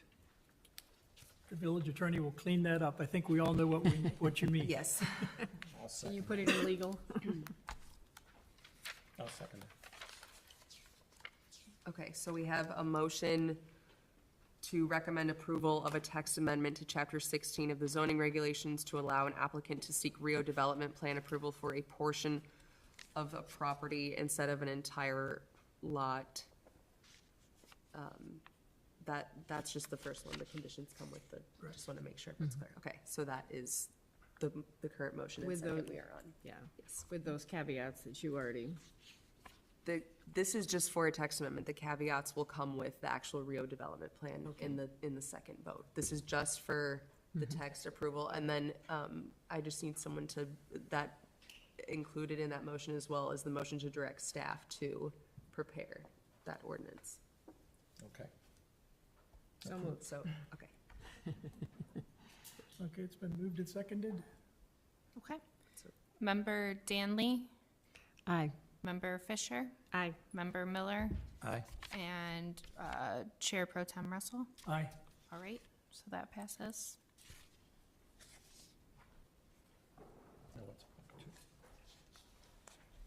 And then we would. Point of clarification for staff to direct that, I think it was my understanding, or at least expectation, that this recommendation from the PZZBA would be delivered to the village board at their next meeting, and that they would in turn take this recommendation and draft the ordinance. So just, the ordinance wouldn't be brought back to the PCZBA. This recommendation, just clarifying, just so everybody understands that. Okay. Because sometimes that happens, sometimes it doesn't. I just want to make, thank you.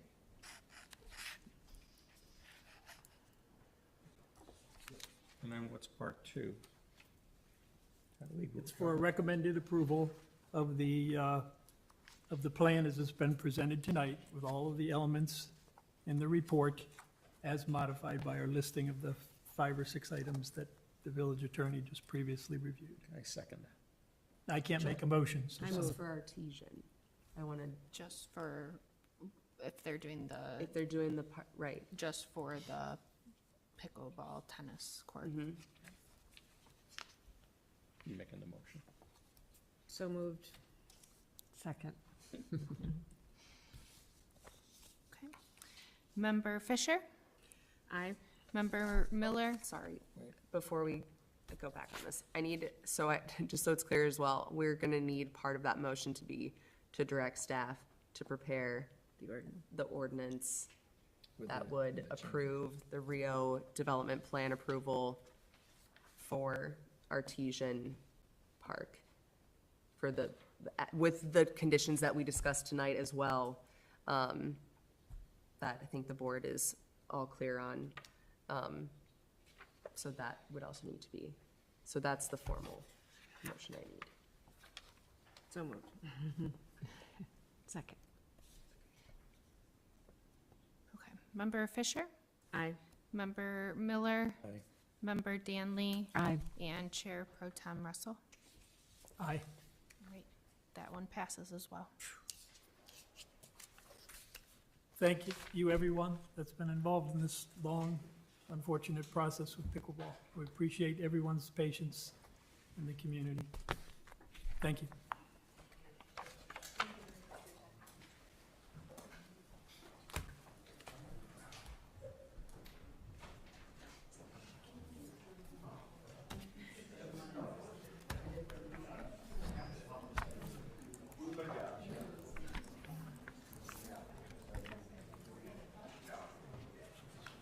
Poor people had to wait through, poor people had to wait through that to get to Yeah, theirs, which was what right. we already For a said. very simple kind of thing.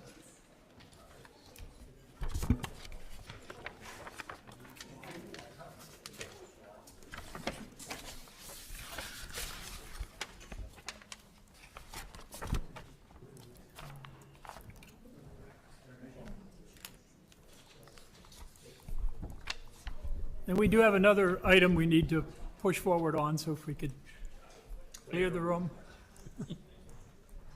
Thank you all. Mr. Anderson, you're a diehard this evening. All right, I'll open the public hearing for a plat of subdivision and zoning variation request for 105 Albrecht Drive. And I'll let staff introduce the item, and then we will go through the same process. We will have the applicants make a presentation. The zoning board members will then ask questions. If there's anyone in the public that wishes to comment, we will let them do so at that time. There'll be final questions and comments, and then we'll take it to a vote. Okay. In order to develop a luxury automotive storage facility on the south portion of the existing life storage property at 105 Albrecht Drive, Lake Bluff South Lots LLC, on behalf of the property owner, Lake Bluff Storage LLC, is seeking to waive the tentative plat requirement, recommend approval of the final plat, and of the following variations from these zoning regulations. 1, Lot 1 side yard setback, variations from the requirements of section 10-7A-5B and 10-7B-6B to reduce the south side yard setback requirement from greater than 50 feet or 15% of the width of the lot, or 30 feet or 10% of the width of the lot, to 0 for Lot 1. Lot 1 parking spaces, this is number 2 on the request. Variations from the parking space requirements of section 10-7B-8 and 10-7A-6B to reduce the number of parking spaces for Lot 1 from at least 115 parking spaces to 32 parking spaces. Number 3, a variation from section 10-4A-2 of the zoning regulations to allow construction of 2 principal buildings on Lot 2 of the property. And then number 4, variations for Lot 1 and 2 from section 10-7A-6 to allow parking spaces to be located in front of the rear building line. And then number 5, a variation for Lot 1 from section 10-7A-6 to allow parking in the side yard without screening. These requests initially were brought forward as part of an informal review a couple of months ago. Everyone may recall that. And then just as another note, prior to approval of the final plat by the village board, staff has also recommended a handful of plat changes which the applicant has agreed to, which are included in the memo. And the applicant is in attendance to present their plans, and the PCZBA is a recommending body on these matters.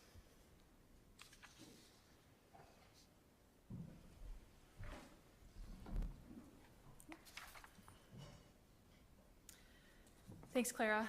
Good evening, Mr. Chairman and members of the board. My name is Janet Stengel of Daspin and Allman LLP, here on behalf of the applicant, Lake Bluff Storage LLC and Lake Bluff South Lots LLC. Also with me are John Grasick and Mike Sirik, who are representatives of the property owner, and our expert, Mike Wolin, MAI, who prepared an analysis and determination to review the variation standards for these proposals. We are here today to discuss the property located at 105 Albrecht Drive. The subject site is improved with a 114,377 square foot, one-story self-storage facility, which is commonly known as Life Storage, which opened in 2023. We can see on this slide, the Lot 1 boundary includes this existing building. The property has split zoning, partly L1 light industry and partly L2 limited light industry. The applicant is proposing to develop a luxury car storage facility on the south portion of the property. If we can move to the next slide, please. As was read earlier, yes, the requested approvals are five variations from the zoning code and a request for an approval of plat of subdivision. Again, as was read earlier, the requested variations, there are 5. The first one is a variation to reduce the south side yard setback. The second is a variation from parking space requirements, going down from about 115 parking space requirements. The third one is a variation to allow 2 buildings on the proposed lot, though the zoning code permits 1. The fourth variation is to allow parking spaces in front of the rear building line. And the fifth variation is to allow no screening for the side yard, though the code requires screening for side yard parking. Next slide, please. I'll start with an overview of the site conditions. This is a view of the existing life storage facility and the north parking lot. There are 13 parking spaces on this north parking lot. Next slide. The north side of the property also includes a loading area, as we can see on this slide. Next slide, please. The south end of the property includes a large parking lot for 175 parking spaces. This parking lot is largely not used by the customers of the current life storage facility. The 13 parking spaces on the north end of the property are sufficient for the current life storage customers. Next slide, please. Before we move to the proposed project, there are other existing conditions on the site, including 2 utility easements, a detention pond, and wetland areas. I'll now turn it over to John and Mike to discuss the proposed project. Thank you, Janet. And thank you. I'm Mike Surik. I'm one of the property owners, together with John, to kind of go over the proposed project tonight. Thank you for the opportunity to hear us. We'll be brief, much more so than the pickleball. But that was interesting.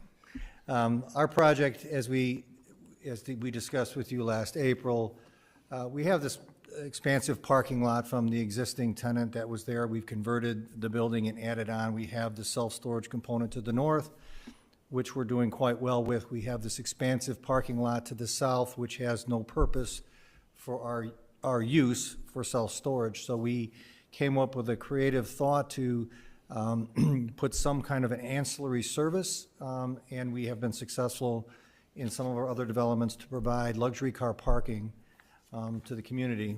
This community, we are very confident, is in need of such a service.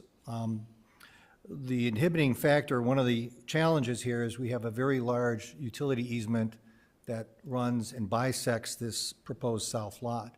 It's a very large easement. In fact, it's 55 feet in width and traverses from west to east. So that became a challenge on what we could or couldn't do on that lot. So what we're proposing are 2 12,000 square foot buildings that will be designed to match the existing building to the north, and there'll be individual, if you will, garages for luxury car parking. There'll be 15 by 25. There'll be a couple that are going to be twice as deep, just the way that the profile of the building works. It will be secured. There'll be key code access, and people will come there to store their luxury vehicles. Our experience is they come at different times of the day or weekends, and they'll put their family car in, they'll take their luxury car out, and they'll use it just as like a spare garage to keep their luxury cars away from the kids' bicycles, lawnmowers, and that kind of thing. We'll provide 24/7 security. It'll be fully cameraed, and the facility, typically, the traffic for the facility is very brief. We don't have much traffic flow. People come and go sporadically. John, if there's any questions about the parking, or John has a little more comment to talk about that. And I'll be here to answer any other questions regarding the operation. It'll be mostly remote and automated, so people will pull their leases offline. They'll make payment online. We'll manage the property along with the property to the north in terms of maintenance. But we have, there won't be necessarily a person on site because it's really not necessary. So I'll be available to answer any of your questions as we move forward. So I don't know if you have anything else to add, John? I know we're going to discuss it, but we had a Life Storage do a parking study for us, and I think we get about 0.6 customers per hour right now. So basically, the existing facility has very little parking, and hence we really just don't need to use that. The south lot is completely empty, and the use of all the parking is just not necessary. Thank you both. Next slide, please. These are just some additional renderings of the proposed project. Next slide. And this is a side-by-side of the existing parking areas. Again, the north lot is sufficient for the current Life Storage use. Next slide, please. And as John and Mike mentioned, these are the numbers from the parking analysis conducted on the current Life Storage facility. There were 198 customer entries in July 2024, which averages 6.4 customers on site per day and about 0.4 customers on site per hour. So there's plenty of existing parking in the north end of the property to accommodate these customers. While those numbers are up, I'm sorry, what percentage capacity are you operating right now for that existing? 65%. Oh, okay, so they're not. So they're making real good progress on the lease up. Yeah, we typically average about 8 to 10 trips, a day. It's very low, so. Great. Any other questions before we move on to a summary of the variations? Thank you. This is an image of the plat of subdivision to show that this is split zoning. This shows the division of the lots as proposed. And if we can flip to the next slide, we have the division of the split zoning. So it's partly in an L1 zoning district and partly in an L2 zoning district. This means that we have to comply with both an L1 and an L2 zoning code, and we're requesting variations from the code for both of those zoning districts. This is an image of the existing site plan, and then the next slide is the proposed site plan with the two buildings as discussed shown on the south lot. Next slide, please. The first variation is the applicant intends to request a variation from the side yard requirements for Lot 1. This is largely due to the location of the utility facilities, which you can see are highlighted in the red shading. As discussed, it's approximately 55 feet wide. It's 2 utility easements, which are adjacent to each other and run parallel. There is also an existing unlimited area building. That is the existing Life Storage facility. Because it is an unlimited area building, it requires a 60-foot boundary between other buildings. You can see that the blue line, it's about 65 feet between buildings, so that boundary is kept with this configuration. We will meet the standards as there will be an efficient use of the existing vacant parking area, and this variation will allow the proposed project to be developed. Next slide, please. Now we have more detail on the second variation, which is a variation from the number of parking spaces required for an L1 and an L2 district. It's the same code provision, which requires about 115 spaces for L1 and L2. So with the proposal, we'll have a total of 32 spaces in the Lot 1. We have the 13 to the north, and in total with the spaces to the south, there will be 32. This is largely due to the fact that there is an existing north parking sufficient for the self-storage use. There's also a detention pond to the east, which prevents additional parking spaces from being included on the proposed Lot 1.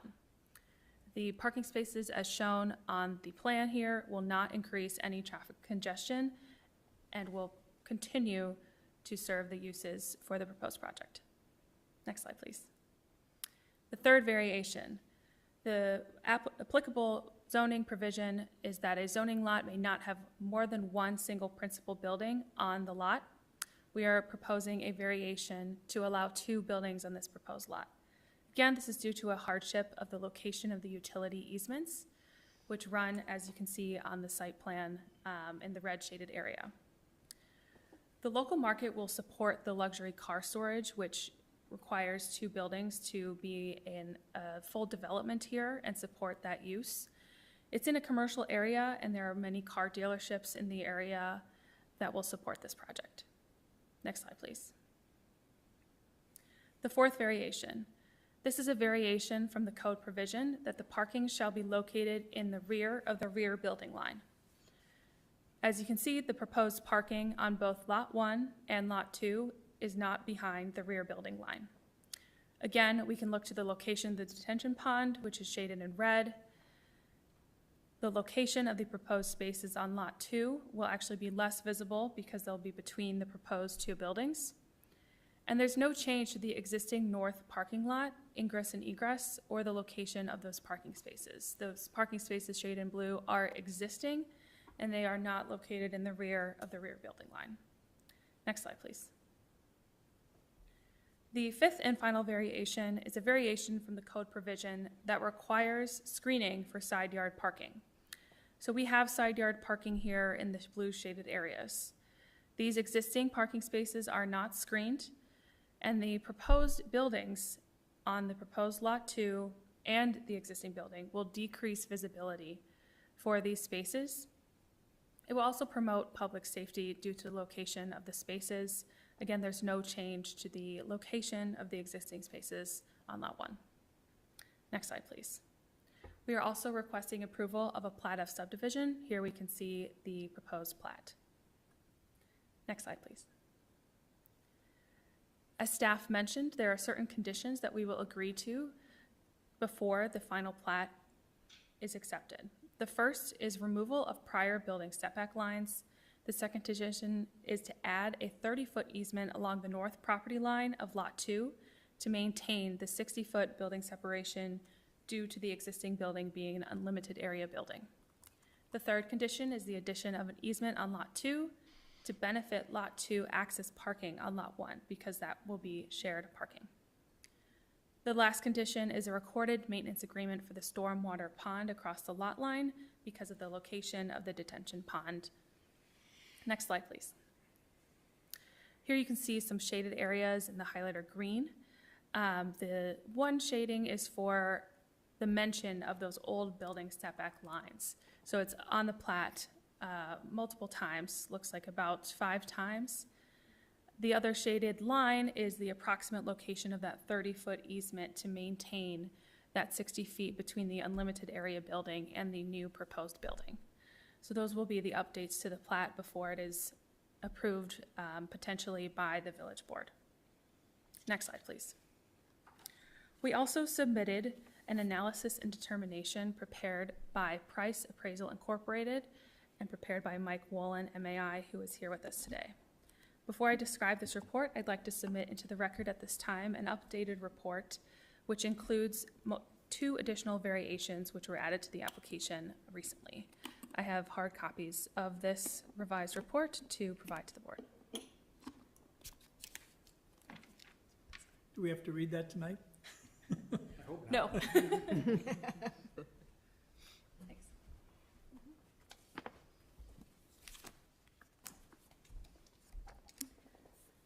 I will provide a summary of the report, and Mike is here with us and is available to answer any questions that you may have.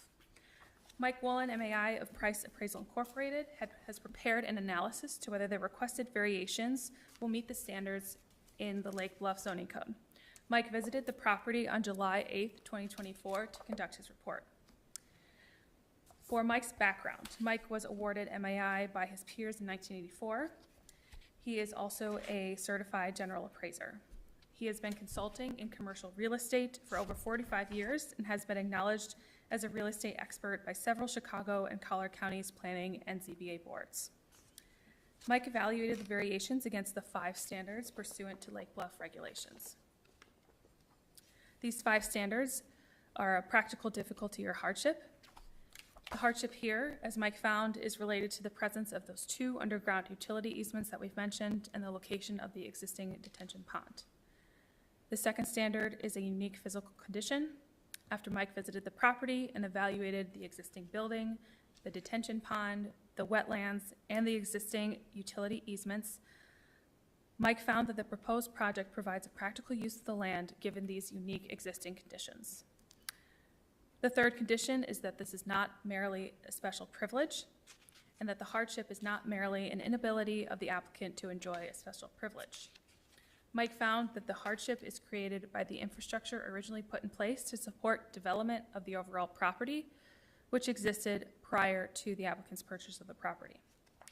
Mike found that the goal of this project is to create a more efficient use of the existing property and provide a needed use for the commercial area. The fourth standard is that the proposed project meets the purpose of the code. Mike found that the proposed development will provide an attractive commercial use compatible with surrounding uses and in support of the existing market. The last standard is that the project maintains public health and safety. Mike's report states that the proposed variations will not impair an adequate supply of light and air, increase congestion in public streets, increase hazard of fire, endanger public safety, or diminish property values. Mike also found that the proposed project will be compatible with the surrounding commercial area. Mike concluded that the proposed variations meet the standards for a variation in Lake Bluff, and he is available tonight for any questions that you may have. Next slide, please. Next steps are to hear any questions you may have, and before possibly being recommended to the village board for the plat of subdivision and the variations. We will then proceed with architectural board review for the site plan for the proposed Lot 2, and then proceed with the permitting process for the site plan, including location of handicap accessible parking. Before we wrap up our presentation, I'd also like to submit a second exhibit into the record for this proposal. This is just a written format of the parking data that was mentioned earlier in this presentation. Thank you for your consideration, and we're available for any questions you may have. Questions, members? I do. Yep. First off, kudos for a very thorough and complete presentation. I really appreciate it, and I really appreciate it at 9:15, even more so. But, and I think you've done a great job with wetland detention and utility, a crazy utility easement and stuff too. So the only 2 questions I have, hours, is this a 24/7 or? Yeah, unlike the self-storage, which has limited hours, 6 a.m. to 10 p.m. for access for people to go in and retrieve their goods. The thinking here, it's 24/7 for people to get their vehicles, and it will be, security controlled. So we'll know who comes and goes, but, for their luxury car parking, it will be 24/7. Okay. And then second, I think I was remembering from your initial presentation about fencing. Did that go by the wayside? No, I think that's still a question that we would like to get I wasn't sure whether we were encouraging it or not encouraging it. I just remember. I think there is something in the ordinance about fencing within, within the zoning. It is beneficial. I think our clients typically would want a secured gate to have access, even though their doors and everything will be locked, just to have an additional level of security for that area. So we would, propose that we have a decorative steel fence with a gate that slides, much like you would see in a condominium complex or something like that. That's what we would be proposing, and it's certainly open for discussion. And Clara, is that logical in that area that we'd that the village would want something like that, or? So Lot 2 is subject to going to ABR, and that's definitely Okay. something that would be That would be where looked it would at be. during. Okay. Is that the Architectural Review Board? Yeah, and that'd be a perfect time to talk about it. We can bring examples over what we're seeing. It would be very decorative. It would look well. And it won't be on the street. It'll really be between the two buildings, so. So the front and the back, as depicted on, you haven't changed your Correct. concept since you turned in this material, right? It says- Right, and we would have talked to the fire so that we would have access for the fire department to get around and everything like that, but we would still propose that if acceptable. It would just be around the Lot 2. Correct. It would just be to encompass the doors that would be for parking those luxury cars. Does the storage facility have a full-time person there? They have two. They have two, and they're there till They're there till, I think, 9:30 to 6. yeah. 9:30. And do they have any input into what goes on in this facility? No, they wouldn't be managing this facility, our office would be managing this facility. So strictly two different businesses? Correct. That answers my questions. I'm in favor. Yeah, I don't have anything. We've spent enough time. The last time we thought it was a good fit for the property. Just to confirm, Mike, you indicated that the users of the facility would be allowed 24/7, 7 days a week? Yes. Because I think in your application, it's actually written as 9:30 to 6. So is that, you're withdrawing that, and, because I had a question, why would you Yeah, limit it that- so severely for a drive-up? Yeah, that would have been those hours represent the office hours of the self-storage. I don't know why that would be, because in this particular case, we would allow 24/7 access for people to retrieve their Okay, vehicles. so that's meant to be the office hours, but 24/7 otherwise? Yeah. Okay. And then a couple questions about the buildings, and I know it's more the Architectural Review Board's purview, but why are the buildings so high? Or is that just a phony parapet for aesthetics? No, I think the buildings are intended to be 14-foot elevation, and it's to mimic, I think, the height of the existing addition that was put on the building, or that section which is the south section of the existing building. We'll be matching the elevation. We like to have I think those doors are going to be 9 by 10. So, but to answer your question, the elevation or the height should match the south end of that existing building. Okay, and each storage unit, except for your double units in the back, will have its own door? All of There's them, no- they'll have an overhead door and a man door. Okay. Well, access key codes, and, so they'll be able to, get in, and it'll all be secure. Okay. In trying to work through your graphics, it almost seemed as if you only have half as many garage doors as you do proposed units. Is that, could you go to one of the close-ups of the? Sure. Of the renderings? The or- rendering for one of the close-ups showing the front of the proposed front of the buildings. There you go. That? So, or even, pull back one more, yeah. When I count those, what I think is an individual garage door, I'm not coming up with the same number of, Yeah, it's like half. No, well, there's a man door and an overhead door per unit. When you get further to the east, there's 10 units. You'd have to look at the overhead site plan. The furthest east units are doubles, so they're too deep. So, let's see, Towards the end. Okay. Towards the end is where the site plan is, okay. Here we go. Right there. there you go. Yeah, this will be more of an accurate portrayal of the actual amount of units. The renderings aren't accurate 100% as far as unit count. if that Oh, makes that's sense. what the difference is, okay. Yes. Okay. Yeah, the renderings aren't accurate for unit count, I apologize. It's Okay, just- no, I was just trying to figure out what was Yeah, the sure. actual entrance to each unit, because they weren't matching up at all. But the intention is then to only allow parking sort of in front of each one of these units. People typically will bring their family car or another car. They'll park, they'll pull their car out, and they'll put their family or other vehicle in the same space. There wouldn't be any parking outside typically. Okay. And then where are we with the actual engineering of the site in terms of how you're going to handle stormwater? We'll work with our civil engineer. We haven't engaged him as of yet on all of that. We wanted to get through, the actual lot subdivision prior to engaging the civil engineers and all of that stuff, because obviously those are heavy sunk costs. So you haven't talked to the village engineer? You haven't submitted any materials to the village engineer? Or the village's engineer? Not regarding any of the civil, no.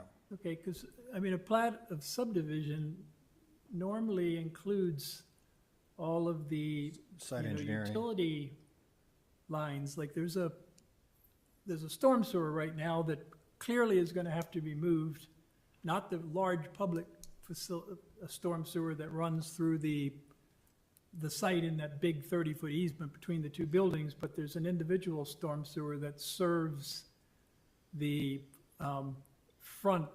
the west side of the existing facility. Right. So you have no idea how you're going to convey that stormwater from that huge swale that's all along the west side of the existing building back to the stormwater pond at this point, correct? Correct. So, and then the sanitary service, I just discovered today when I went out there and looked at the small drawings we have, that the sanitary for the building runs through the second lot. Correct. So there would be an easement for that. Typically, when you do a plat of subdivision for a project this size, and the village defines it as a tentative plat, where you identify all your you show our village engineer the proposed topography, you show him where the new storm sewer lines are, you show any existing utilities on the site from the existing buildings that may need to have an easement to cross into your new lot, the cross easements. All of that would have to be, is there a real reason why you're rushing this plat approval forward without doing any of that engineering? No, I think We're going to have all these easements that are going to have to be tacked on to an amendment to a plat. And why are we doing that? I think the idea is to get the project moving forward. So the idea is to get the approvals for a plat of subdivision and not finalized until we get all of the civil engineering and easements identified and put on the plat. I understand that. But I think the idea is to come before the board to make sure that we are all in agreement that this is something that's going to be acceptable given the variances that we're asking for. We didn't want to get too far into our engineering costs without having some form of approval from the governing board. And because the variations can't be requested until before the plat of subdivision request. Okay, in conjunction with, but you understand what I'm saying? Absolutely. So this plat, the intention is you would not record, or the village would not record the approved plat until all of these additional utility easements Correct. are on it. And you are moving forward and you do understand that there is some substantial civil work with relocating that large storm sewer that's right underneath your northerly building there. Yes. Okay, yeah, it's very. Yeah, this is going to be this will be into a 2025 project, but there's a lot of work to do. But I think because of the variances that we're asking for, we just wanted some clear direction that we can move forward. So you're looking for an increased level of assurance then that the village is going to work with us. Approve this. So once you get to the village board and you, I forget, is this going to have two readings at the village board? Subdivision. The ordinance would have two readings at the village So board. would you be comfortable with the process where the village approves gives you an initial approval, but then everything is put on hold? Because I don't understand how you would do your real final plat until you have all your engineering done. It just doesn't make sense. There could be a multitude of changes that have to be made to the plat. Hi, my name is Bridget O'Keefe. I'm an attorney with Daspin and Allment. I just had a quick question. When we originally went forward for approval, it was for a tentative plat of subdivision. And then when the ordinance came back as part of the staff report, it consolidated tentative and final, which was the first time we had seen that. So I think one of the questions was, we thought that these kind of due diligence work would be done as part of the final plat, and didn't realize it was going to be consolidated until this week. So if you're suggesting, I think what our client is saying is they really want to get some reassurance that these approvals are going to be required, then they can do their tentative plat approval, get through the village board, and then we always thought you were going to do the final plat at a separate time after the civil had been done. Okay, well, under the definitions of the village subdivision regulation, the tentative plat is the document that shows all of the existing and proposed structures, the proposed topography, all the utility lines. And then our engineer looks at that, signs off on it, the building department signs off on it. And then typically the village board would approve a tentative plat. Okay. And then you would come back through the entire process, getting rid of all of the structures, and it just becomes a legal document like your plat is in front of us. And all of those utility lines and everything go away, but the easements for those lines are what's recorded. Personally, with this project, I have no problems with you not having to come back here. You know, we'd like to try and simplify the process for you. But I would like to recommend that the final recording of this plat and the second reading of approval of the final plat not occur until you've done your engineering work, because you're just going to have to come back and have the plat amended anyway for all of these utility line easements.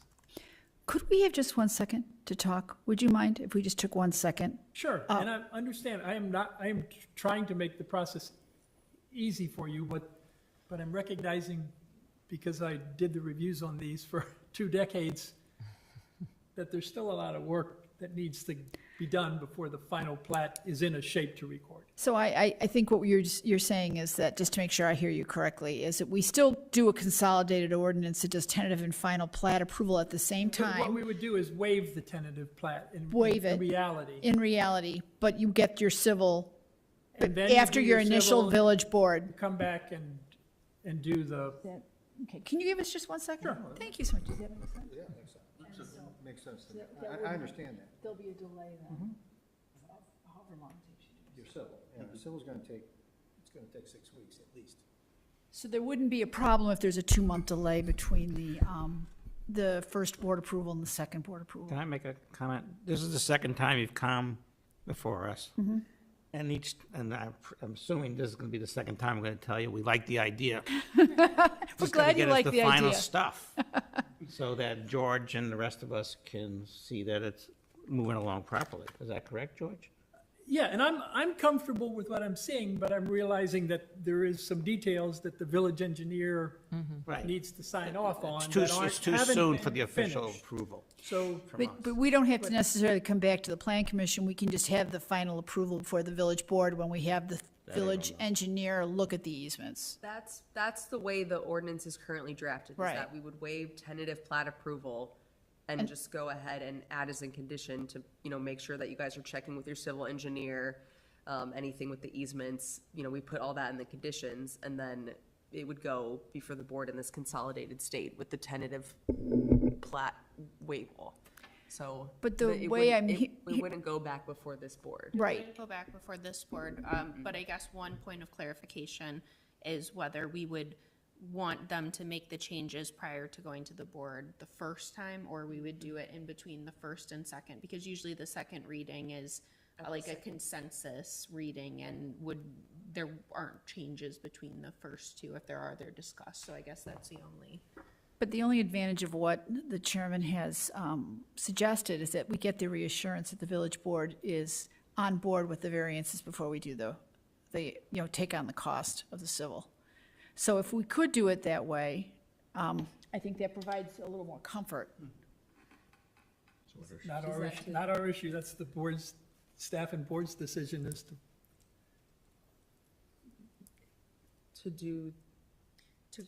have a delay between the first and second readings. As compared to doing the final, just engineering before we go the first time, which is, or are you suggesting as it's drafted, that we go through the village board for the 2 readings, and then after that, the village engineer has to sign off on the easements before it's recorded? I don't think that's how it works. It could all be done that way. Yeah. It's just that, yeah, it's just a lot more easements than is normally done, that's all. But that, yeah, the board could choose, that, to me, that makes sense. Yeah. Just require the village engineer to sign off on all the appropriate easements after they approve it. Include as a condition. So then that's just the ordinance as drafted. Because the whole structure of the site it's the invisible stuff, the below-grade utility lines that are really at issue. So no delay between village board 1 and 2? No, it would just be added as a condition for village engineer approval. Right. That's within a certain amount of time. Within a certain amount of after time. the ordinance. No, I think we're saying. And is the idea to go for architectural board of review before the plat? I'm sorry. I'm sorry? Is the intention to go to architectural board of review for the building aesthetics? Yeah. And overall site layout before the That plat? would be the next step, would be the. Okay. Yeah. Okay, so then any little site intricacies that need to be changed, like that double entrance, the existing double entrance up there right now, seems like it's a very awkward entrance when you have both facilities up and running. And there's a big, If you come out, swale there. if someone's exiting between the 2 new buildings and they turn right up the driveway, which is going to stay, they essentially run into an island there. I mean, they're supposed to exit out of the right-hand side of that double entrance. I'm assuming that you're going to change that. It doesn't show that you are in the site I plan. think those islands will be removed. These islands will come out, you're talking about the 2 points of ingress and egress? Yeah, okay, it didn't really indicate that those islands were being removed. Yeah, those will all be gone. Okay. Because if people from the new buildings want to use the northerly end of the driveway, there's going to have to also be an easement for that. Because It's unlikely that technically, these tenants would utilize any of this spot. or even the exit driveway. They would not likely, because they'd be coming in and out of the gate here, and probably just. So, yeah, so what is the reason to even have the facilities connected with that driveway, if I may ask? With this driveway? Yes. Just because it's there. It's existing. Okay, well, all right, then Circulation. work it out with the architectural board of review, and if the cross easements are necessary, Claire, I had sent a note to you about that today, that it looked, based on this drawing, they were gonna need another cross easement to allow the southerly lots users to exit across the northerly lots driveway. It's just one more detail. They don't address it. So what are we doing? Sorry, Can we phrase it so we can vote on it? that we, well, I would suggest that someone make a motion, well, it's 2 different votes. Number 1 is the variations, right? Well, it's one ordinance. You're doing it all, okay. That's been drafted. So approving the 5 variations that Yeah, I have think we provided been outlined. updated motion template if someone wants to. With the addendum that, With the addendum that The village it village is engineer. recognized that before the plat is recorded, the village engineer has to sign off on all the additional utility easements and possible access easements that will be required, because certainly there are utility easements that will be required for sanitary and storm. And there may be access easements depending on what you work out with the architectural board of review. Right.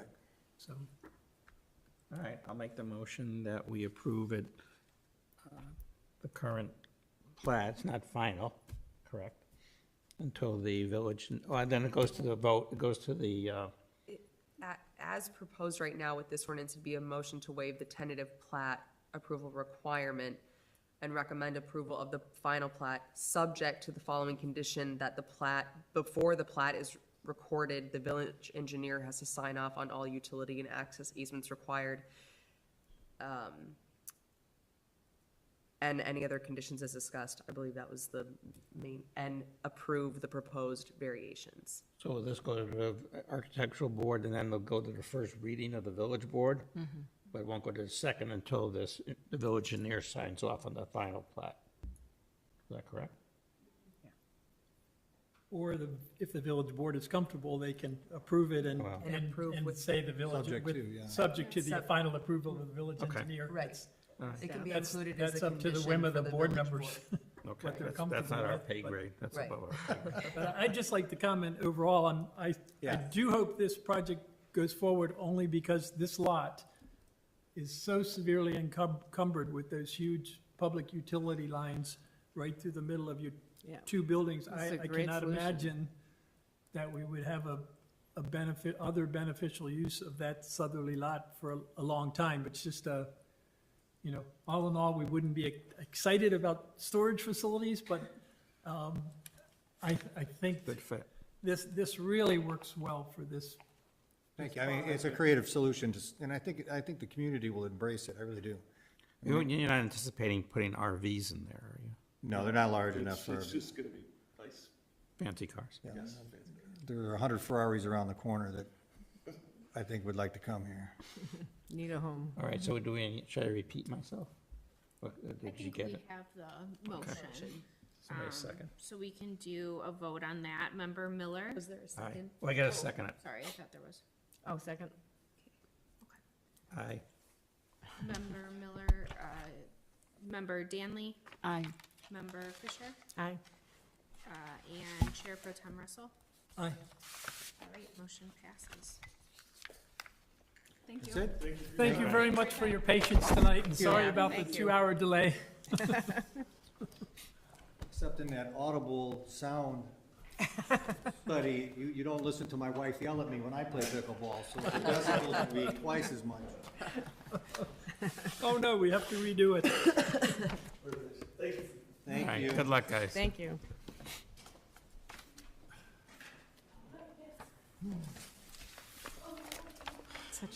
Such a thing that we don't realize how expensive. Yeah. Oh, absolutely. Oh, absolutely. I understand it. Oops, I guess I have a job to do, don't I? Staff report. Yes, so just a few quick items.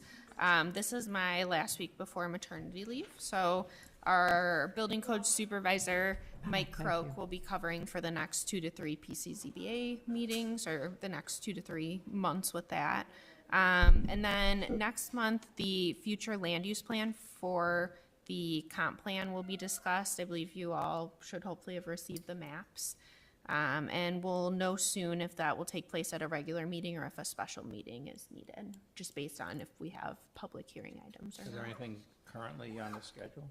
There's not, but we still have a few days before our deadline for that, so. Oh, our best wishes to Thank you. Yeah. Appreciate it. And I know we want you to come back soon, but I'm sure you want to stay away as long as possible. Thank you for making it through this one. Yeah. No problem. Any questions from the commissioners? No, just your meeting with the PUD or ADU Yeah. financial person tomorrow Yeah. from Wintrust to kind of pursue financing for that. So maybe that will. Yeah, and we're looking at an October meeting possibly for that, and that's just to discuss the ADU requirements. One note on that, we did pull the previous discussions on the ADU on the ownership issue, and we actually found that the language that's in there is pretty in line with what was discussed. However, it sounds like there has been a change in that sort of viewpoint. So something we are also working with is the village attorney to draft updated language to that would amend the rental as an option for you guys to consider. Yeah, we'll work on a text amendment to bring forth. Yeah, because I think the idea is that if we can change language so that it can be financed, you know, appropriately or more easily or something, maybe that'll take some of the roadblocks since nobody's come forward, you know, just trying to figure out what the handcuffs are that people are perceiving. So Yeah, besides- and this would be kind of viewed as like a part one of that Right, whole mhm. ADU Exactly. discussion, just as I think an it's probably initial. you know, a mix of things that are slowing it down, so. Good. Okay, and then, anybody else have any other? What happened to our couple on North Avenue that wanted to change their stairs? Did they I think they got the cost estimate back and decided not to pursue that any longer. Oh, okay. All right, good. And, yeah, I guess the only other thing that I'd like to say is, Clara and Courtney, I commend you tremendously because the parking regulations, as you both discovered in our industrial district, are like 40 years old from the early 80s, and they are most convoluted, complex, and to have to deal with L1 and L2 language, I can't believe you pulled it off. But I think I understood the variations that you identified, so you will never have a worse analysis than what you just had to go through for that. And hopefully one day we can simplify Congratulations. the parking regulations out there, because we vary them all the time. They're Yeah. way, way too restrictive for what everybody does out there. The whole That concept should be of on the- our to-do list. The whole concept of the L1 and L2 has changed completely. Thank you. There's no industry, or very little industry. Okay. No other comments? Motion to adjourn? Motion to adjourn? Thank you for helping me along, Elliot. I lose track that I'm in this chair. Good Only job. for tonight. Good job, George. All in favor? Good job, George. Aye. Hope to see you back there. Thank you for your patience tonight. It was a tricky one, both